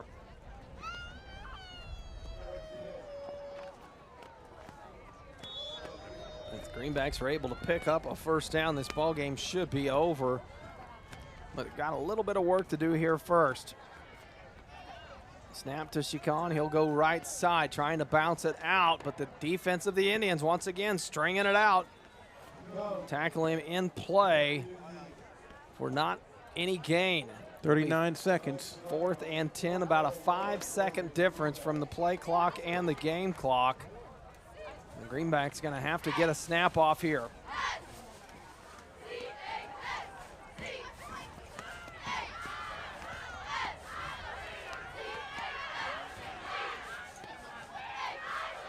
Good crowd from the Pratt fans as they traveled well tonight to make their trip out east here to Clearwater, Kansas. Greenback Nation always traveling well. The play clock will wind down. I think they're going to let this just come to a conclusion as they'll disregard the 5-second difference between the play clock and game clock, and that will take us to the end of the ball game. So 42-13, your final score. The Greenbacks move to 6-1 on the season. The Indians fall to 2-5, and the Greenbacks still in the driver's seat for what is shaken up for a great Week 8 matchup back home next week against Cheney at Zerger Field. We'll get to that, though, in a bit when we come back with the Maydew Tebow Optometry post-game show. We've got stats and more coming to you here from Clearwater, Kansas. Don't go anywhere. Post-game show coming up next here on Thunder Country.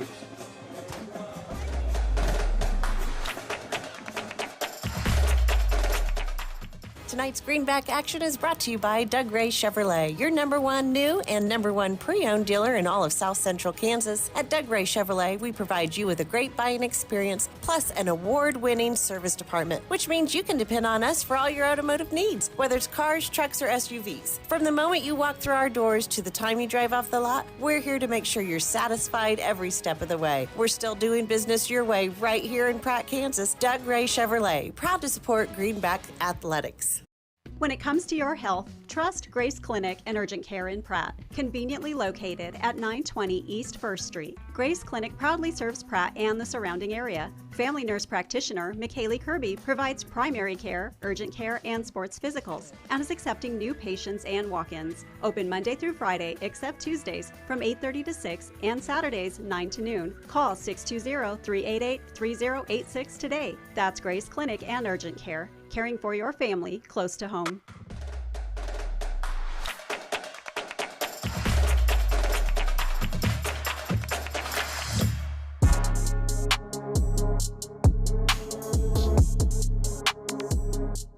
The quarterback counts on his O-line for protection in the pocket. In Pratt, you can count on me, Jamie Roach, your Farm Bureau agent, to protect your family's blind side no matter what life throws at you. We are here to handle all of your auto, home, life, and business insurance needs. Don't scramble around working with multiple insurance companies. Talk to me, Farm Bureau agent Jamie Roach, today. We can help protect what matters most.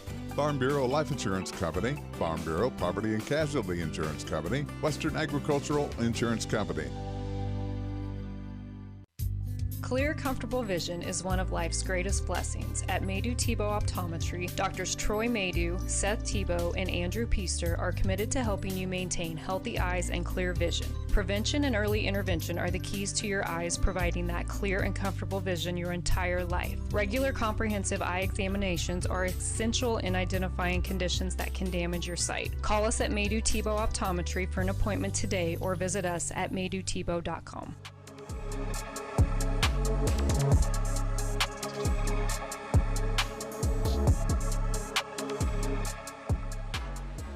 Welcome back to the Maydew Tebow Optometry postgame show here on Thunder Country. The Greenbacks come away with a big Well, they cleared it off the board there. 42-13 win here in Clearwater, Kansas. Moved to 6-1 on the season. And Kelly, one of those ball games that we were just saying it, you take it. It was a win. 42-13 seems like a big win, but it was an odd win for the Greenbacks, and it wasn't the typical type of win that we see when you see that type of score on the scoreboard. The offense struggled a little bit tonight to get things going, enough to put some points on the board, but it was the Greenback defense that I thought really shined tonight and flipped this game. You know, they did, and you know, to start on the Pratt High offense, they scored points in areas where we needed them to.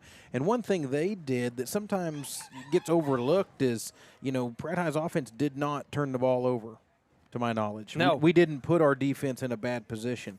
You know, flip the coin over to Clearwater. Their defense played pretty darn well tonight, but their offense continuously put their team in a bad position by turning the ball over and letting Pratt create points out of it. So, you know, the Pratt High offense, while they didn't put up the big numbers we're used to seeing, you know, they didn't turn the ball over. They executed enough to get points on the board when they had to. So, you know, not a terrible job on their part. I thought they did fine. Obviously would have liked to have rushed and through for a little more, but they handled business well enough to get the job done. And, you know, the Pratt High defense played really well. You know, did not give up a first down until the third quarter. Midway through the third. Yeah. Three defensive touchdowns, 2 pick sixes, and a scoop and score, and another fumble caused that was turned into points not long after it was down inside Clearwater's territory. So yeah, kind of a grind and ugly game in a way. But Pratt made the big plays when they had to get a lead and preserve it for a win in district play, and we'll move on to a big game next week. Yeah, it's one of those games that you're going to have those at some point in the season and you've got to know that you've got the team capable of winning those dirty, ugly games, you know, when that's what they turn into. Sometimes it's just inevitable that you're not going to come out firing on all cylinders and everything's not going to go your way. But the Greenbacks finding a way to win tonight. And again, it's odd to say, as big as that score was, 42-13, the way we're talking about this game, you'd think it was a one-score ball game and that we're saying the Greenbacks might not have looked their best or it was a grinded-out ball game, but it was just that odd type of ball game where the offensive production that's typical from this Greenback team, we mentioned it, they came into this ball game averaging 243 yards on the ground, and this Indian team able to hold them to only 68 rushing yards tonight. So the Indian defense, they came to play. Greenback defense really did a good job. You touched on it on the third downs and total yards for the Indians, only 148 on the night, and a lot of those coming late into the ball game after we'd made some personnel changes. So overall, good night. We'll run down some more detailed stats there. Through the air, Creston Poor, 8 of 11. He got over 100 yards and a touchdown. 104 were his final stats. Cade Liggett, 11 carries, 29 yards on the ground. Arlie Morrell, 3 carries, 28 yards and a touchdown. Caleb Strong, 3 carries, 12 yards, and a touchdown. And then on the defensive side of things, that's where those touchdowns came from. Gavin Roop with an interception. Cameron Cox, a fumble recovery. Creston Poor, the scoop and score. Luke Gatlin, the pick 6. So the Greenback defense, outstanding tonight against a team that they were able to really shut down in the Indians. So good win for the Greenbacks. If you're Coach Holting in this Greenback team, you take it, you move on to Week 8, as you know you got to get things dialed in coming back home to Zerger next week against a tough Cheney team that has always played the Greenbacks tough. In fact, when you talk rivalries, the Cardinals well ahead as of recent in that matchup. And again, don't want to get too far into that game next week as we still want to touch on this one. But a big game coming up for the Greenbacks. And again, I've said it a couple times, you just take a win like this, you move on. And you say it's a good win. 42 points in your defense, I thought, really shined tonight. So overall, a good night from the Greenbacks. Absolutely. And, you know, last week when the spotlight was more on the offense and you could say, hey, you know, we had a heck of a night and Phillipsburg put up 34 points on us, you know, tonight you kind of flip the coin and come out and say the defense kind of carried the team a little bit tonight. And that kind of makes a good football team. You know, there's going to be nights where one side of the ball doesn't play their best, but it's a team effort. And if one side of you plays well enough to propel you to a victory, you take it and you move on down the road and hope to play your best football against a good opponent next week. All right, now on to some awards before we wrap things up here with the Maydew-Tebow Optometry post-game show. As always, we've got the Timish Electric Player of the Game Award. We've got the Meade Lumber Hit Stick of the Game and the Farm Bureau Fan of the Game Award. Let's start with the Timish Electric Player of the Game Award.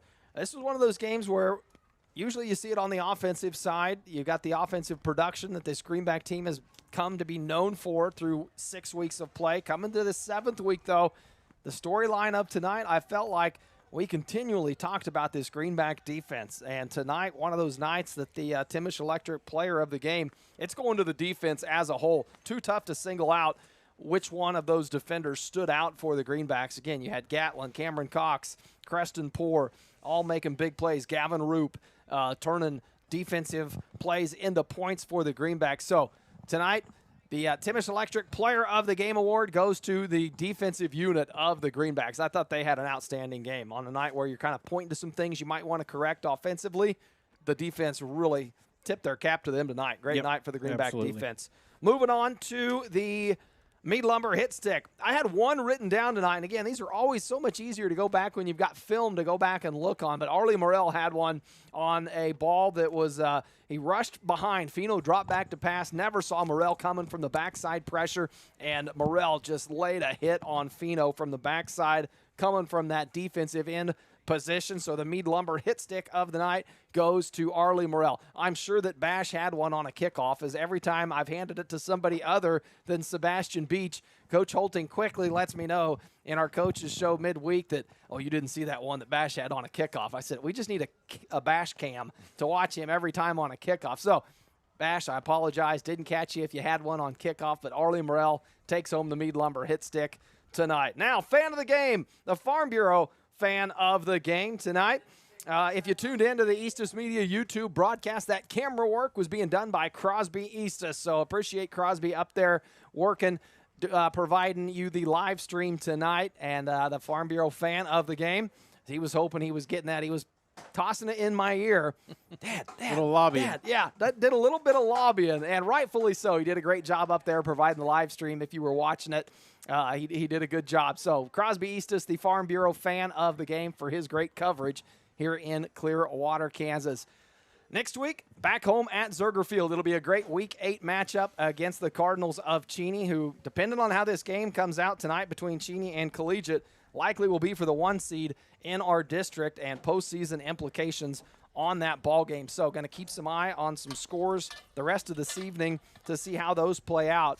And then should make for a great week back home next week. No, that's what you want. You want, as the football season winds down, these end games to have a lot of meaning behind them, and that's what I think we're going to have with the Cheney game, unless they somehow – it'll still be a big game regardless, unless they don't hang on tonight against Collegiate. But, Cheney's kind of had our number in the past ever since we started playing them about 5-6 years ago, and we've played some – last year was a 2-point game against them. They've won some big blowout games against us, and I think everybody was kind of pointing to this year. Cheney's got 2 losses already on the season, to Holcomb and to Hoisington. Beat them the other day at home. So certainly not quite the powerful Cheney team we've seen in the past, and the Greenbacks rolling. I think everybody's pointing to that game as our chance to bump them off this year. We'll see. Not going to be one you want to miss. A lot of ways to tune into it. Once again, you've got the Thunder Country app. You've got the Eastus Media stream. You've got the Greenback Activities YouTube channel. A lot of ways to watch that ball game next week, and however you chose to watch tonight's broadcast. We appreciate you as always. From Clearwater, Kansas, that's going to do it for us here in the booth. I'm Cody Eastus alongside Kelly Simon. And once a Greenback, always a Greenback.